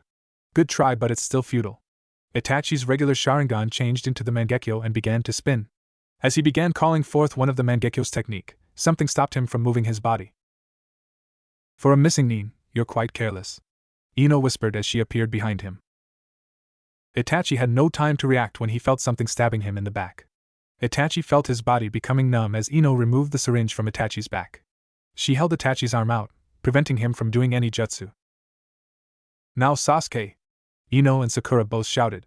They both knew how important it was for Sasuke to kill his older brother. Ever since he was a genin, he had been waiting for this day, living in hate and sorrow just to kill him, and now the chance has finally arrived. "Today it all ends, Itachi." Sasuke held out his left arm and took slow breaths. "Raikiri!" Sasuke yelled out, feeling the power cruising through his veins. This was the improved version of the Chidori, twice the killing power, twice the damage. He had worked hard to get it to his stage, and now, he can finally use it for what it was originally intended for: assassination. He dashed towards his older brother, his eyes guiding his body every step along the way. Itachi closed his eyes, knowing that his death was imminent. There was no use denying it. He had no regrets. He did what was asked of him, and nothing more. He felt his heart yearning for him to keep his eyes open, to see his younger brother kill him. Today you will finally pay for what you did 13 years ago. Sasuke took a leap into the air, wanting to finally feel free from the burden he was given to carry. While he was in flight, he saw no emotions in Itachi's eyes, which pissed him off even more. Even now you still show no remorse for the massacre. He thrust his arm forward, preparing the final judgment for his brother. In a sudden moment, a cloaked figure that stood by the sidelines watching decided to finally make his move. Within a blink of an eye, the figure disappeared from the sidelines and intercepted Sasuke's attack with a kick to the ribs, sending him away from Itachi. Sasuke was sent skidding towards the ground, his left arm accidentally touching the floor, resulting in an explosion. Everyone stood there, unsure of what was going on. The figure stood in front of Itachi, his hands inside his cloak. Sasuke slowly got up on his feet, furious at the newcomer's arrival. "Who the hell are you?" he spat out. He had so many chances to kill Itachi and every one of them were interrupted. The figure ignored him as he carefully scanned the crowd. 1, 2, 4 people left. He counted to himself. He turned his attention to the man behind him, finding the scene quite amusing. "Itachi, it seems that our positions are now reversed." Itachi raised his eyebrow, recognizing the voice. He tried to speak but found nothing coming out of his mouth. "HM? No response? It must have been a pretty strong drug to keep you from talking. If you're with Itachi, then you are my enemy as well." Sasuke disappeared from his position, adrenaline rushing through his veins.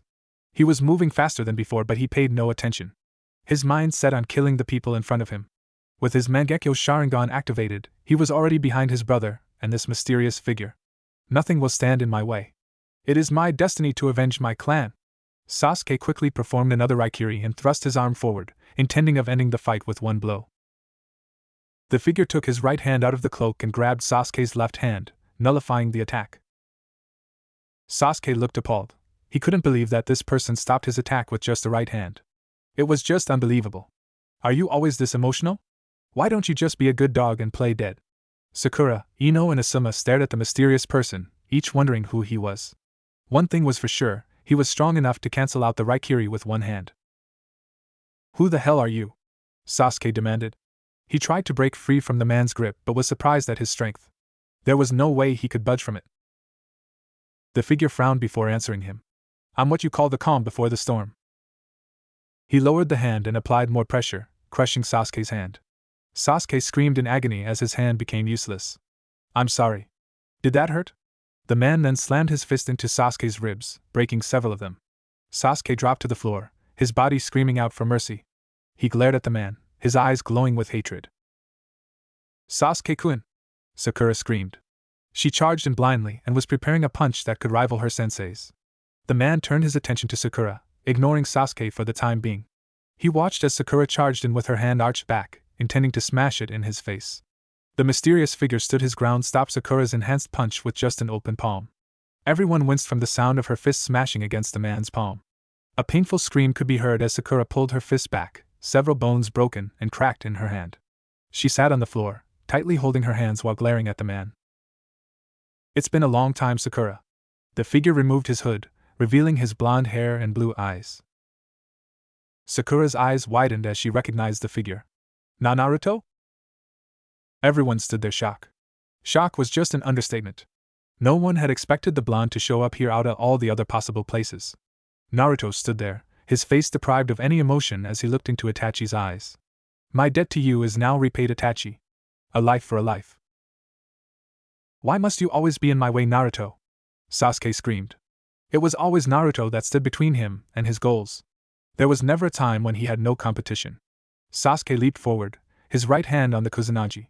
He brought it down with a diagonal slash on Naruto, aiming to cut off his head. Naruto stepped forward and caught the blade between his fingers, forcing Sasuke to lower the sword. "If you weren't worth Itachi's time, you are certainly not worth mine." Just as Naruto was about to say something else, Ino, who stayed hidden behind Itachi, reached for another syringe and jumped behind Naruto, aiming to inject him with the same thing she did with Itachi. Naruto noticed her small figure just in time and turned around, smashing his elbow into Sasuke's face, causing the younger Uchiha to relinquish his hold over the sword. With the sword in his hand, he dodged the stab from the needle by sidestepping the girl twice and ended up behind Ino. Naruto held the sharp sword to Ino's throat, calm breaths coming from him. It's been a long time, Ino. It seems the years have been kind to you. Screw you, demon, Ino sneered. Naruto turned his attention to the others, seeing as how Kakashi was unconscious and Asuma had his hands on his favorite trench knives. If you would kindly let me leave here with Itachi, I can promise to spare your student's life. It's your call now. Asuma gritted his teeth. It was a tough decision. There was no guarantee what he would do to Ino, and he was down 4 men. He tried searching for more answers, but there was nothing more he could do. There was no way he could beat Naruto in his current state. Naruto noticed that Asuma was hesitating for a bit. A grin slowly formed on his face. It's not that hard, Asuma. Let me go in exchange for her life, or else I'll send her body back in a coffin. Naruto informed the man. Konoha will greatly mourn the loss of the Yamanaka heir. Asuma, in all his years of service, was left with no other option but to follow the orders of his enemy. Take Itachi and leave. The words painfully left his mouth, already regretting those words. No! A voice shouted. Sasuke struggled painfully to get back on his feet, preparing to what looks like a final Raikiri. You would risk her life to complete your revenge? Naruto asked. One lost would mean the deaths of several dangerous criminals. Sakura shouted. She was doing everything in her power to not rush straight into the situation. If they could execute this attack, then Ino's death would not be in vain. Ino stared at her best friend straight in the eyes. She couldn't believe what was happening. All the things that they'd been through, and this was how Sakura had chose to end their friendship. Don't worry, Ino. I swear to you we'll get him and avenge your death. No. Not this way. I don't want it this way. Ino shouted back. Tears began filling her eyes. She didn't want to die yet.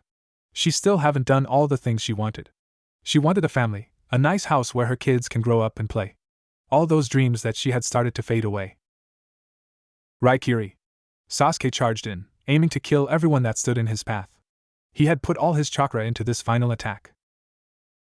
Naruto stood there, shaking his head. This generation of ninjas that Konoha raised turned out to be quite a disappointment, hasn't it, Asuma-san? Asuma looked bewildered as he saw Naruto disappear out of Sasuke's way, causing him to collide into Sakura, sending them both into the ground once more. He ignored the loud explosion caused by the attack and scanned the area, his eyes finally finding Naruto standing by the doorway, holding Ino in his arms with a Kage-Bushin holding on to Itachi. The deal's off, Asuma-san. I will be sending her back in a body bag. Naruto coldly stated. Wait! Asuma shouted at Naruto. If it meant saving his student's life, he would gladly give up his to save hers. He had already seen most of the world, but Ino hasn't. Before he could do anything else, Naruto disappeared into the forest, taking with him his student and Itachi. 10 miles elsewhere. The Naruto clone dropped Itachi off from his shoulder, earning the Uchiha a rough landing with the ground. The original Naruto carefully put Ino near a tree, tying her up. He splashed some water over Ino's face, awakening her. You will tell me what you did to Itachi. Ino opened her eyes, surprised to find herself staring into the face of her captor. Why should I help you? She spat out venomously. Naruto glared at her. Even in this type of situation, you're still a bitch. Don't you know when you've already lost? Naruto pressed a kunai near her throat, allowing her to feel the coldness of the weapon. They left you for dead. You might as well make yourself useful to me before I end your pitiful life. Ino felt her fears rising from the bottom of her stomach. She was actually scared of this man, scared that he would actually kill her in cold blood. It was no longer the Naruto she knew. This was the voice of a cold-blooded killer. Are you going to talk? Naruto pressed the weapon in, drawing a little blood. Or do I have to dig a little deeper? It was an experimental paralyzing serum. The effects should have worn off by now. Please don't kill me, Ino answered quickly, fear taking over her body. Naruto heard some noise behind him and turned his head to see Itachi moving. The Uchiha began to move his body, able to regain feeling over his body once more. A bit theatrical back there, don't you think, Naruto-kun? Naruto shrugged. Whatever works, Itachi. The Uchiha nodded. They have lost track of the boy since he disappeared after destroying half of Konoha's military force. The Kyuubi container was somehow able to avoid their radar, which made tracking him insanely difficult. Why did you save me? Naruto blinked twice, surprised at the question. Nevertheless, he had a purpose for saving his life. I've come to take you up on that offer. Itachi thought it over before answering. In his mind, he was actually impressed with the strength that the QB container displayed. It would seem like he greatly improved during his travels. We'll be glad to have you, the Uchiha responded, knowing what offer the blonde was talking about. With the loss of his partner, Naruto Uzumaki might make a great addition to the team. Naruto turned his attention to the whimpering Ino, who was sitting there looking scared. Naruto walked up to her and stared into her eyes. I could end your life right here, but I won't. He looked around, seeing if there was anyone nearby. He took out a kunai and held it tightly, a sign that most people do before stabbing or cutting something. Time began to slow down for Ino as she watched Naruto come closer and closer, fearing the moment until he actually reached her. Her mind wandered back to Naruto Uzumaki, the enigma of Konoha. Ino couldn't remember spending that much time with the boy because of what everyone said. She could feel his power radiating off him like the sun giving off warmth. It happened so quickly. In a flash, Naruto just disappeared from their lives and reappeared at the trial to just disappear once more. Now the man was standing in front of her, probably going to end her life. If she could go back in time to change all this, she would make sure this wouldn't have happened. Ino saw Naruto bringing his arms closer and she closed her eyes, anticipating the pain to come. She had gotten cut, stabbed and sliced before, and each time, it still frightened her. She opened them a second later when she felt her chains become undone. Never in a million years did she accept him to do this. If it was the other way around, she would have done the same thing. Ino looked up and met Naruto's eyes, wondering why he didn't kill her. Why?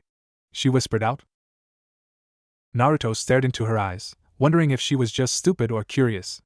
A storm doesn't always hit everything, he replied, leaving her with a cryptic message. Naruto turned around and took off with Itachi towards an unknown direction, leaving her alone in the forest. Near the border of Kaze no Kuni. Hold on, Itachi suddenly answered. They spent hours traveling towards their destination point, but it was mostly done in silence. There wasn't any need for conversation between them. These were two men that spent most of their life alone and isolated from everyone else. They have learned to survive on their own, shunned out by the place they once called home. They were labeled as monsters because of their past, the past which no one can escape but only accept. Uchiha Itachi, the man that single-handedly wiped out his clan in one night, and Uzumaki Naruto, the QB container himself. Even if they had conversed, there would be nothing to talk about because these were men of action, not men of words. Itachi strayed away from the path and landed on the ground, putting a temporary stop to their journey. We're going back. Naruto landed right next to him, wondering why they were stopping. Is that really necessary? His voice filled with annoyance. Itachi noticed the tone and gave him an icy glare. What does it matter to you? He bitterly replied. Naruto shrugged. I'd rather not waste my time idling around for useless things. It was pointless to argue at this point. He needed Itachi to get there, and if the Uchiha weren't ready to take him there, he would have to play his game for a while longer. He took the initiative and led the way back, his mind focused on only one thing: the joining. Itachi sighed, shaking his head. I hope the leader was right about you. Itachi followed pursuit, hoping to catch up with Naruto before he left him behind. With Ino. It was a complete understatement to say that Ino was mad. She was beyond mad.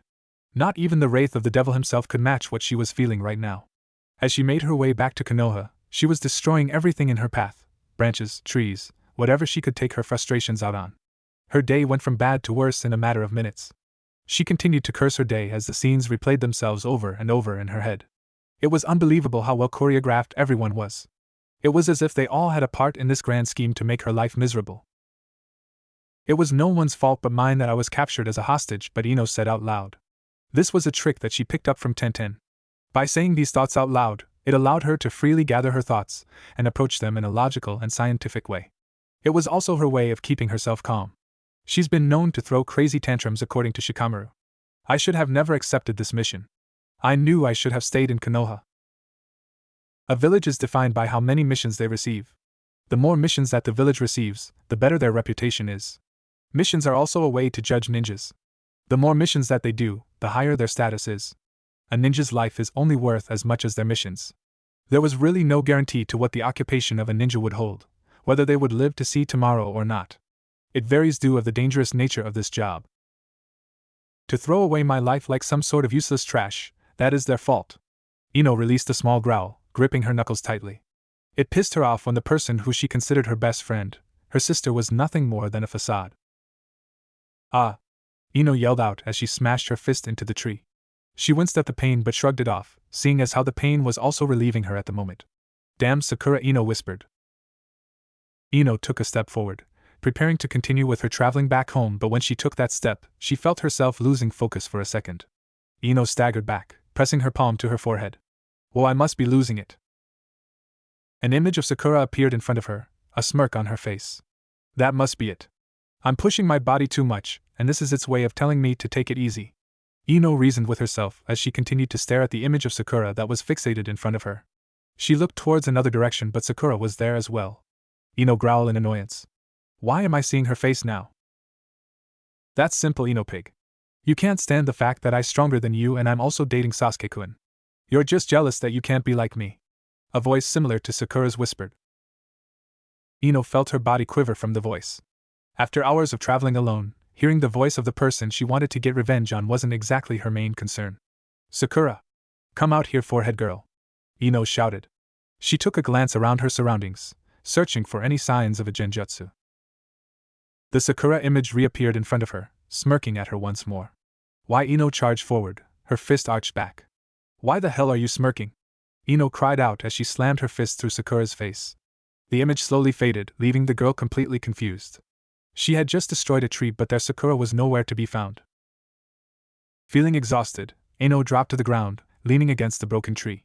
I seriously need to get back to Konoha, she whispered into the wind, praying that she'll make it back in one piece. With Itachi and Naruto. Why are we going back? Naruto inquired. He already knew the answer, but he didn't know for sure. There was some uncertainty in the air and he hated that. It was just one of those rules that men make for themselves. For him, there were a few rules that he lived by, and it has gotten him through life so far. Never trust anybody and never assume anything. Those were his top 2 rules. I need to bury his body, Itachi answered. Not many people knew this, but they had a bond between them, a bond that was between brothers.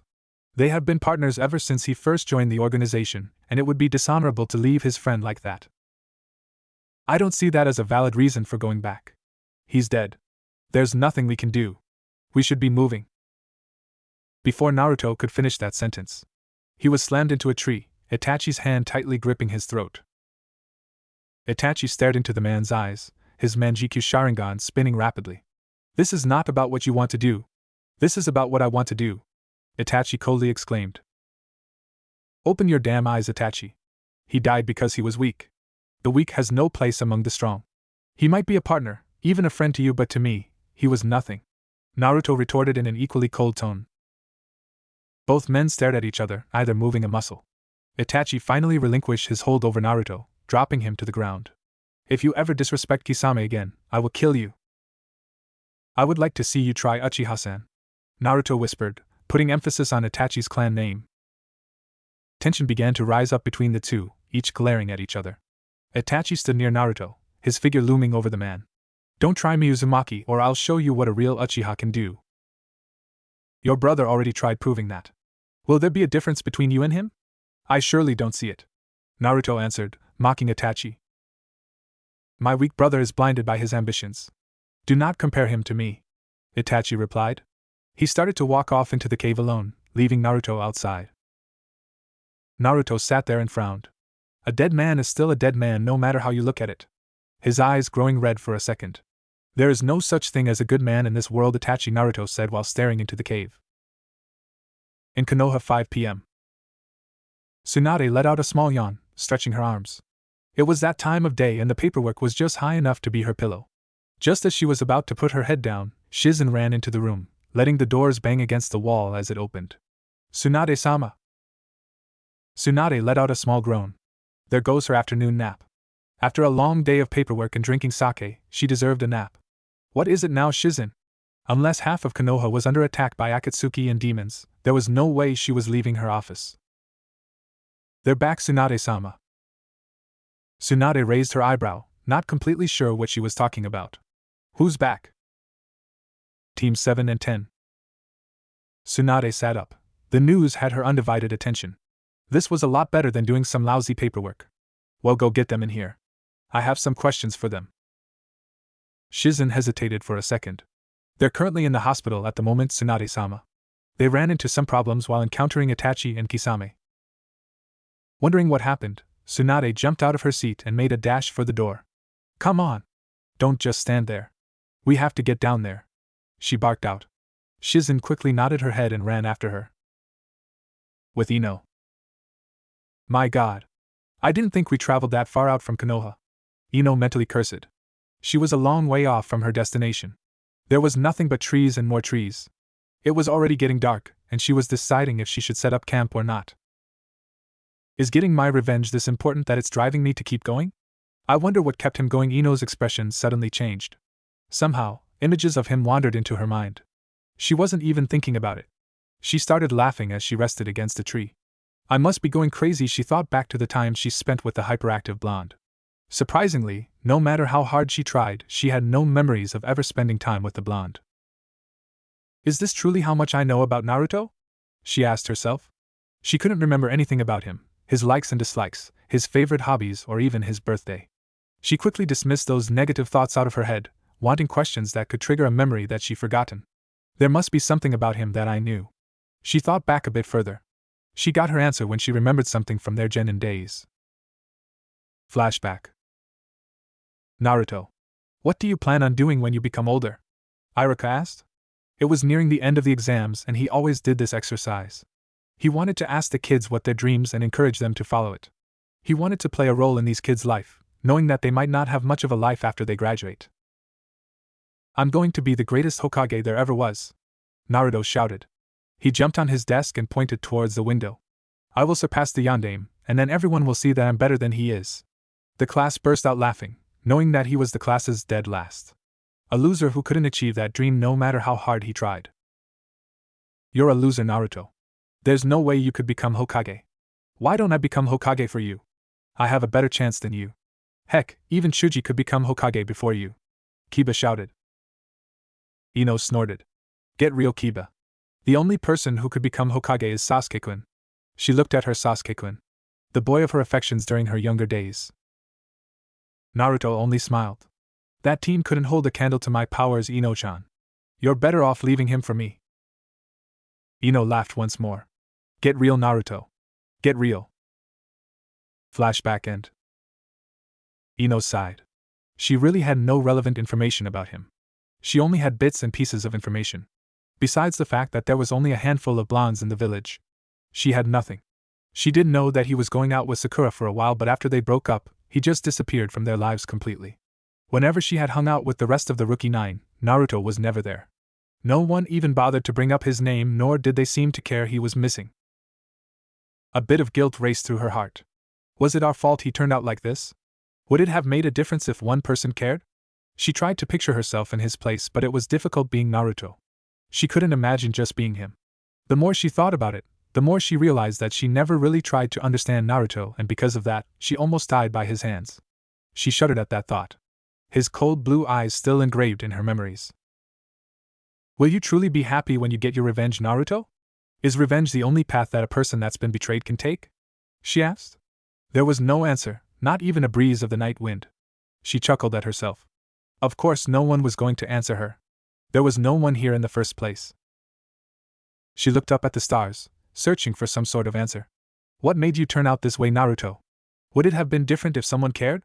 As Ino continued back on her journey, it was by coincidence she missed a shooting star that happened to pass by. It was as if someone was listening to her. Konoha Hospital.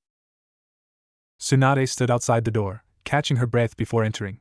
She couldn't just enter the room looking out of breath. She was the Hokage. She had an image to uphold. If they found out that she got tired from running here, she would lose respect from her fellow ninjas. She smiled as she heard laughing and talking inside. This was a good sign that everything was okay. As she opened the door, everyone continued to talk, not noticing her standing there. She let out a small cough, letting everyone know that she was there. I see that you're all okay. Sure, Sho. Sakura replied while everyone else respectfully called her Hokage-sama.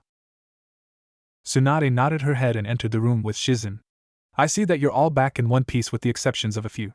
She looked around the room. Sakura had bandages around her hand while Sasuke had them on his upper body. Shikamaru was sitting on a chair next to Chuji's bed, keeping him company. Asuma was standing next to Kakashi, smoking a cigarette in a forbidden zone. As Tsunade looked around the room, she noticed that someone was missing. Where's that Yamanaka girl? Asuma took one last puff of his cigarette before smothering it on the floor. It was his duty to tell her. She was on his team since their genin days, and as her jounin instructor, he will make sure that her death did not go in vain. She's gone, Hokage-sama. What do you mean she's gone? She couldn't have disappeared during a mission, Tsunade replied. It was against protocol to run away from a mission. That itself could sentence Ino to death if she was found by ANBU. Noticing that no one responded to her question, she looked around, everyone still with their heads down, avoiding her gaze. She didn't understand the silent treatment. There has to be something they weren't telling her.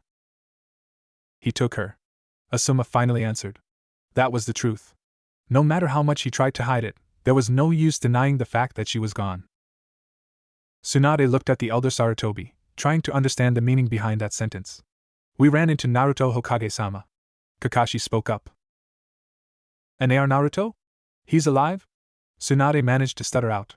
What was he doing there? Is he okay? No. I'll tell her. It was my fault things turned out like this. Asuma spoke up, interrupting Kakashi. You might want to sit down for this.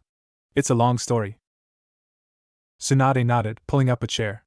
As Asuma retold the mission report in full details, Tsunade went into shock. She couldn't believe that Naruto had a part in this. He wouldn't do this. She tried to convince herself otherwise. There was no way Naruto was the one who attacked them. Why would he do this? She demanded. Sure, it's true. Sakura sighed.